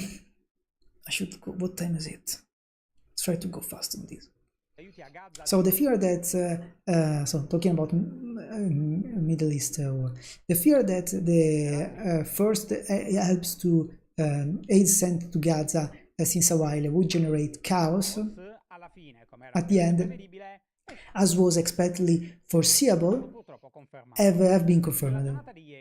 Yesterday, there have been the first, remember this is from yesterday, so he was referring to Wednesday. There have been the first distribution of food in the street, and the images that circulated showed as everything happening in the most possible chaos, as there have been also warning shots. Some of these also happening from tanks present on the country. But isn't saying that when there is chaos, it's oh my god, it's unacceptable that there is chaos. When they're not helping, oh my god, they're not helping. They send in the aid, oh my god, they're sending the aid and there is chaos. They put some fences so there is less chaos and they're more ordered, and oh my god, it's a concentration camp. God damn it, you always complain about whatever they do. There have been also victims. The number is not clear, but at least 47 injured. I mean, this number of victims is strange because it's don't have a minimum number. And the number of dead people is strange because there have been dead people, we don't know many. So at least one, I guess. Most of them hit by this warning shot from Israeli force. We'll come back later on what happened on Tuesday. He said Tuesday, so this thing is referring to the day before, whatever. But focus now on in this moment as the task to manage all of this. I'm talking about Gaza Humanitarian Foundation, that since few days is managing the help unlocked in the last week for the help of yes, of the Israeli government, but under the rising pressure of the countries of the international community. We're talking about food, fuel, medicine that were not entering Gaza since the beginning of the month of March, and that forced all of the NGOs to suspend their operation due to lack of supplies. We are talking about 70 days. Imagine what means living 70 days without first need goods, primary goods. In this context, there is Gaza Humanitarian Foundation, organization officially independent and supported by the Trump administration, that got an agreement with the Israeli government to start operation inside the Strip towards the end of the month. The NGO plan planned the establishment of a couple of zones, distribution zones in specific zones inside Gaza, where we remember live more than 2 billion people And it's important to notice as this is not one of the a lot of the several ONG allowed to do that, but the only ONG at the moment authorized from the Israeli government to distribute this aid, excluding in this way other 200 NGOs and 15 UN agencies. 15 UN agencies, they cannot enter. Can only this only NGO can enter. Only this one. And why? Well, all of this happened under few lights and lot of shadows, as the foundation received money from an anonymous donation with the Swiss authorities, with the request brought to the attention from the to the police from a local NGO, started to take into consideration the possibility to investigate on the activities of the NGO. Do you remember other suspect element was really loud?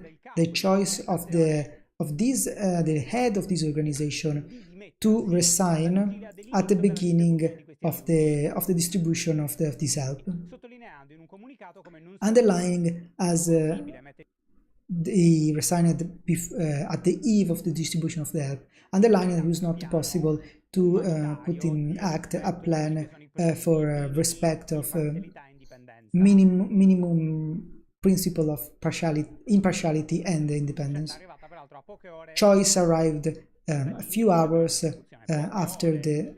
few hours before the beginning of the distribution of which now we start talking again, because it's more or less the center of everything. What could possibly go wrong when thousands of people that are starving after 2 months of block are all amassed in the only point of distribution of help, hoping to receive a little bit of flour, rice and oil? We know that on Friday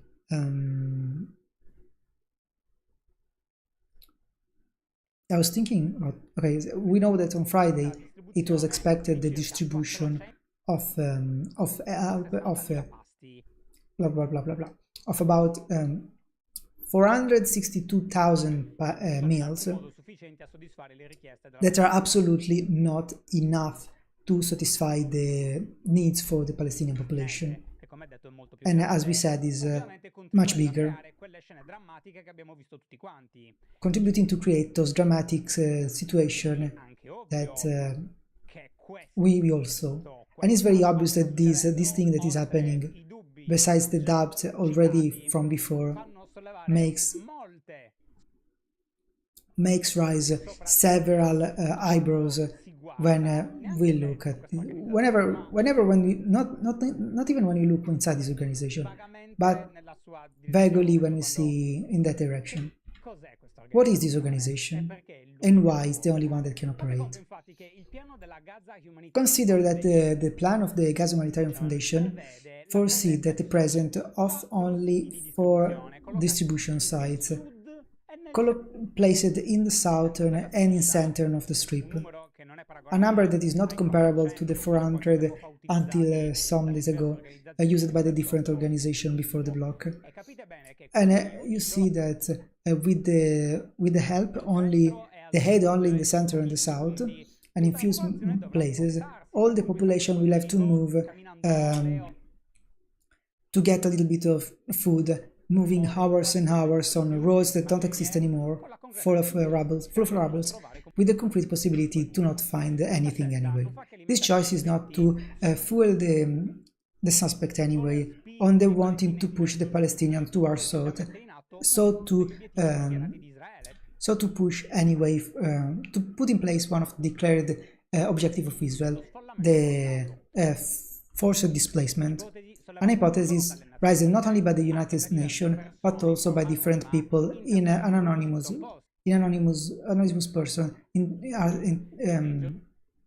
interrogated by the Washington Post. That in the latest day, from which sources? Anonymous, but from where? that in the Washington Post, that in I mean this is a bullshit accusation. I mean the planning to move them for the deportation, like they moved them already one time, saying evacuate because we are bombing in the north, and they did it. So they don't need to make put distribution center in the south to do that. Gaza Humanitarian Foundation. So Washington Post doing an investigation on the Gaza Humanitarian Foundation. The doubt is that this controversial plan, humanitarian aid, is not only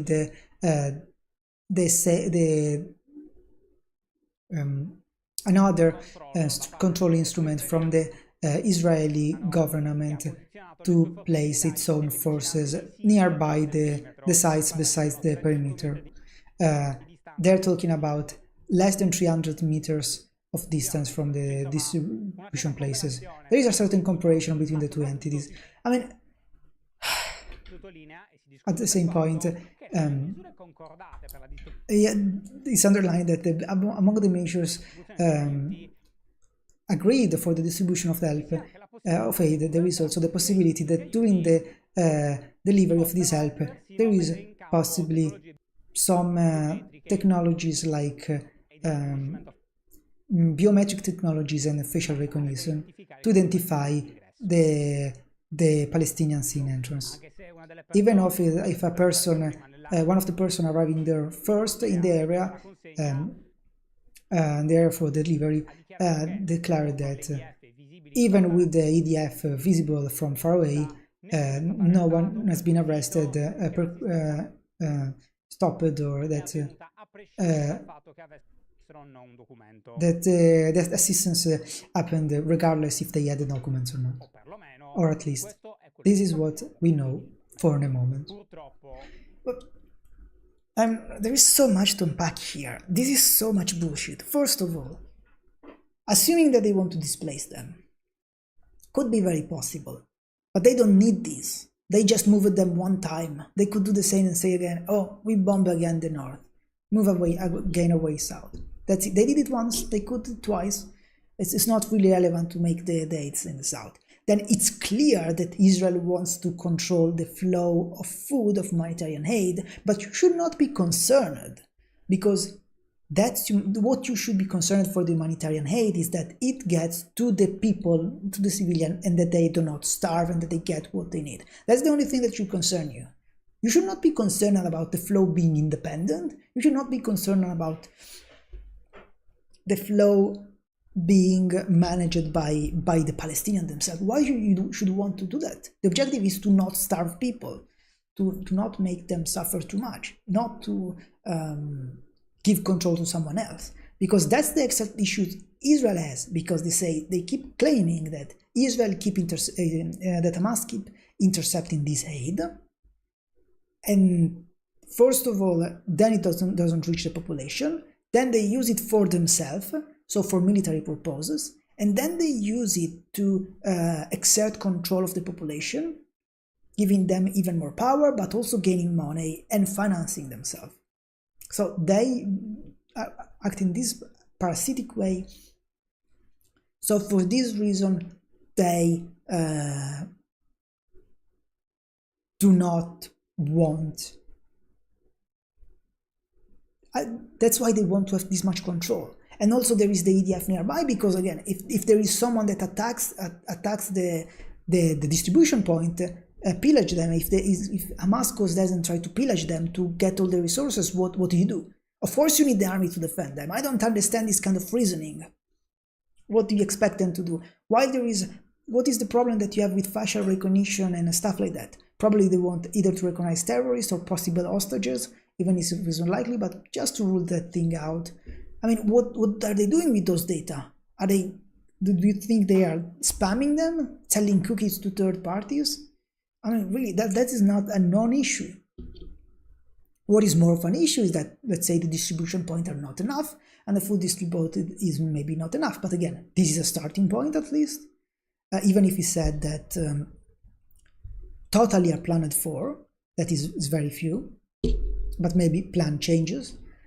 But the other thing is that why are UN and NGO are forced to not participate in this. But actually they also refused to participate because they said, no, we don't want to participate in Israel plan. Again, because we should start noticing that they don't care about the Palestinian to starve. They don't care about the Israeli or the Palestinian people. They care about some political moves. Because if you care about them starving, you complain with Israel, but you say, okay, but we cooperate, we do what you want us to do, at least to give food to them, because they are starving, and we don't want them to starve.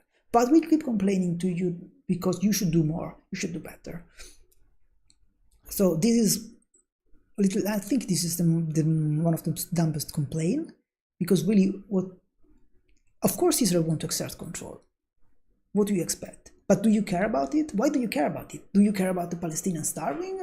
Or do you care about the Palestinian and the state of the Palestinians? What is the concern for you? And or to say the government of Gaza. Should we protect the government of Gaza, the structure of Gaza, or the people?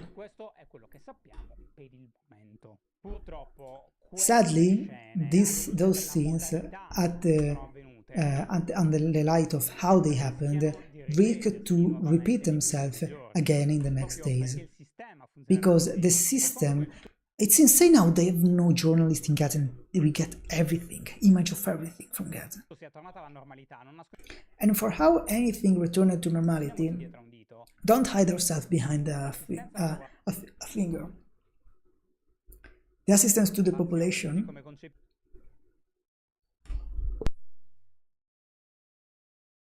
sorry, I had a burp. This is assistance to the population, how is conceived at the moment, is not enough. Everything is made useless, pointlessly, or willingly more complex, and brings individuals to do desperate gesture. Yes, it's willingly more complex to avoid a mass to intercept the help. At least this is the excuse that they use. It could be reasonable. It's hard to know for certain, but it could be reasonable.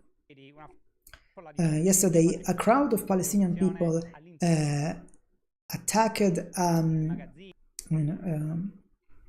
assaulted the warehouse of the World Food Program, from which they start the distribution of. And sadly there have been certain victims, not only for the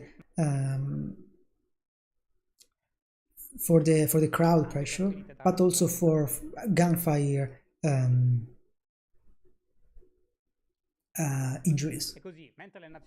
And also there is a report, of course Israel says that Israel, or pro-Israel sources say that Hamas shoot at them. Other people say it's not clear who shoot at them. I don't remember what the pro-Palestinian claims on this.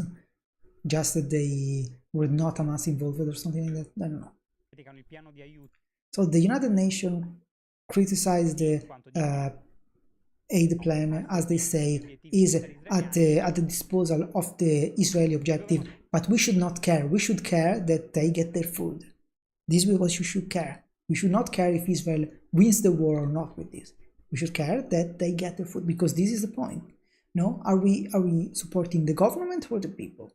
Do we want the people to not starve and survive, or do we want the government to survive? That's the difference. But if we want the people to be fed, and the government, we are fine with the government collapsing, we should not have problem with Israel exerting its control. The US government affirms that the distribution has been a success, and Netanyahu that there has been a momentary loss of control of the situation, but at the moment all is going well. The truth is that what should have been the alternative, it's not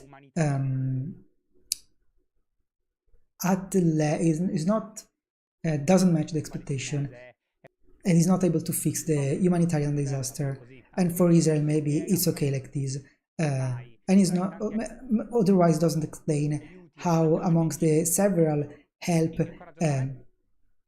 several aid of the various NGOs that bravely will still want to operate in the territory, but none of them is allowed this. Besides this, again, the explanation is that they want to make sure that none of this aid goes to Hamas. That's the focal point, and I don't understand why it's so hard to understand, to agree with the Israel terms and say, okay, but just give them food. We give them food, we make sure that it doesn't get to Hamas, we give you the guarantees you want, because every time here they want, it seems like trying to win an argument. They just want to, it's like a brother and sister relationship, like one wants to be winning against the other. It doesn't matter achieving an objective, what it does matter is showing that you won. This is a big problem, because now in this situation, like, it doesn't care about actually saving the Palestinian, but forcing Israel to help the Palestinian as we want. That's a big issue, because we're not solving the problem. Instead, we could improve the situation by saying, okay, Israel, whatever, we do what we want, but we bring food to the Israeli, to the Palestinians. Side note, I was thinking, genuinely curiosity, but a lot of aid is flour. So they get flour, and with that they make bread. But making bread, according to what they say, they do that in specific places that have specific ovens. Not each person does their own ovens. So each person gets their flour. So what they do they go to the baker and ask them to make the bread, or do they use the furnace, the oven? How does it work? I have no idea. And then what they do? Like, do they stay there? Do they wait? Because it takes time to make bread. I mean, I guess their oven is not leavened, so it will take less time. But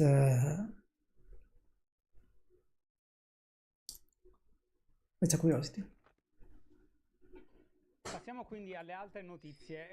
Other news. United States. Federal judges for the courts of the international trade, they blocked most of the tariff established from the US administration, as they not considered legal. We're not talking about all the tariffs, but the one that have been imposed on the basis of the law of the 1977, very famous, that manages embargoes and trade sanctions, but that doesn't mention tariffs and cannot be used in this way. In this way,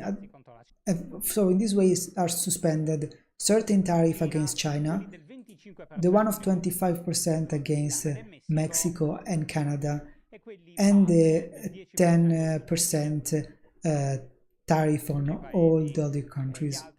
The other countries instead has the one on steel and aluminium, I guess also autos and auto parts, 25% remain active. It's not clear when it says the 10% universal tariff on most goods coming to the United States has been disabled, if that included the one to the European Union or not, because at the beginning, you know, on the European Union, the tariff was like, I don't remember, it was 48 or 24%, maybe 24%, I don't remember, and then it was dropped to 10%. So are now removing only, and then Trump raised it again to 50%. So they are moving now only the 10%, or also the 50% is included in this removal, because this 50% happened recently, so we don't really know. I'm very confused on this. But again, apparently another court suspended this suspension, so he's not understanding anything anymore. So the crusade of the Trump administration against the universities and foreign students as a new objective. China in this case. According that, the Secretary of State Marco Rubio announced that the government will work to revoke the visa of the Chinese students, including the one that have ties with the Chinese Communist Party and the one that study in critical sectors, without defining specifically, even if the evidence moved to the scientific side and chemistry and physics, astronomy. I would say also AI, because there is a lot of students in Chinese people in AI. That's maybe strategic sector now. And it's not clear how they will proceed to evaluate the visa to Chinese students in the United States. That just for reporting it, I will tell you that are 275,000. Ukraine. The Ukrainian President Volodymyr Zelensky went to Germany to meet the German Chancellor Friedrich Merz, and has been the occasion to reiterate the sustain the support for the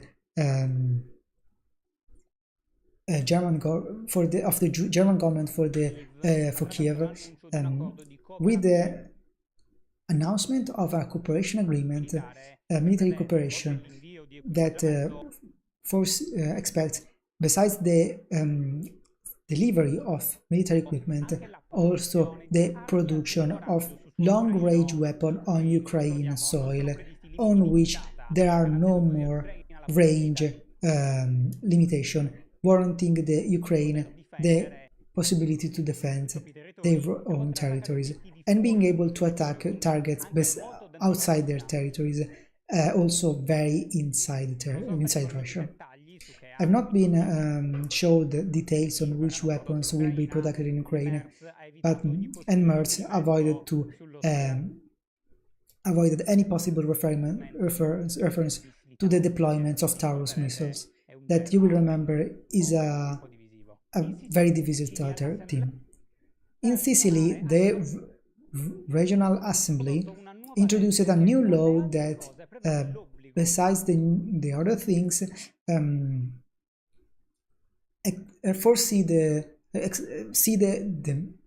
make mandatory for public hospitals to hire people that are not conscience object.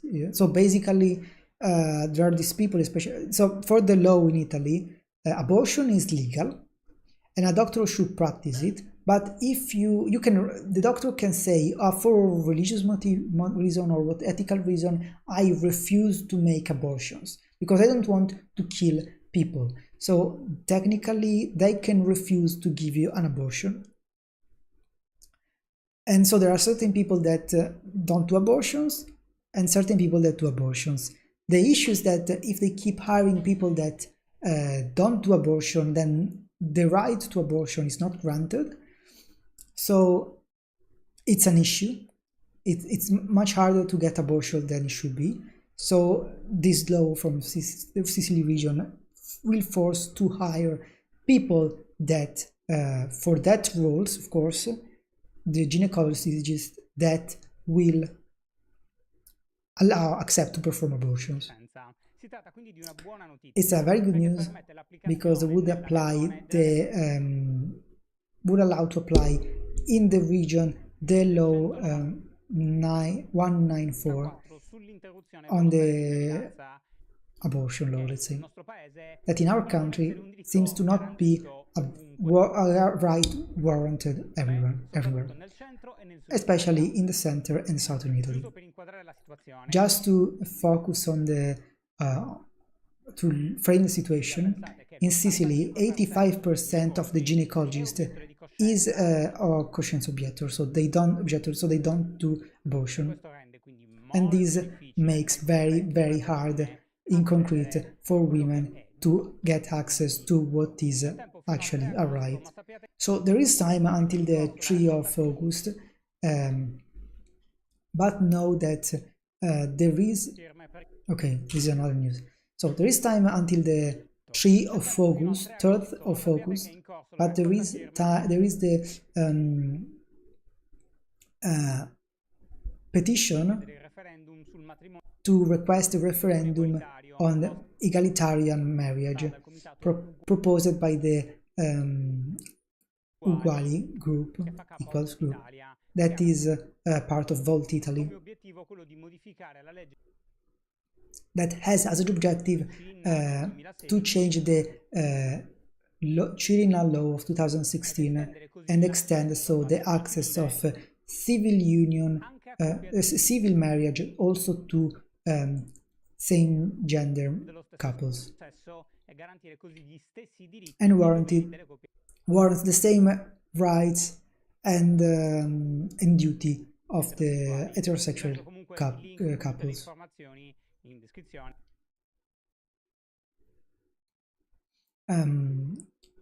So he's leaving the link in the description with all information for this petition, and it says in that at the moment the collection of the petition is at 340,000 signatures, 343,000 signatures of the 500,000 needed. E questo era tutto per oggi, grazie per aver guardato, grazie Trade Republic, veramente...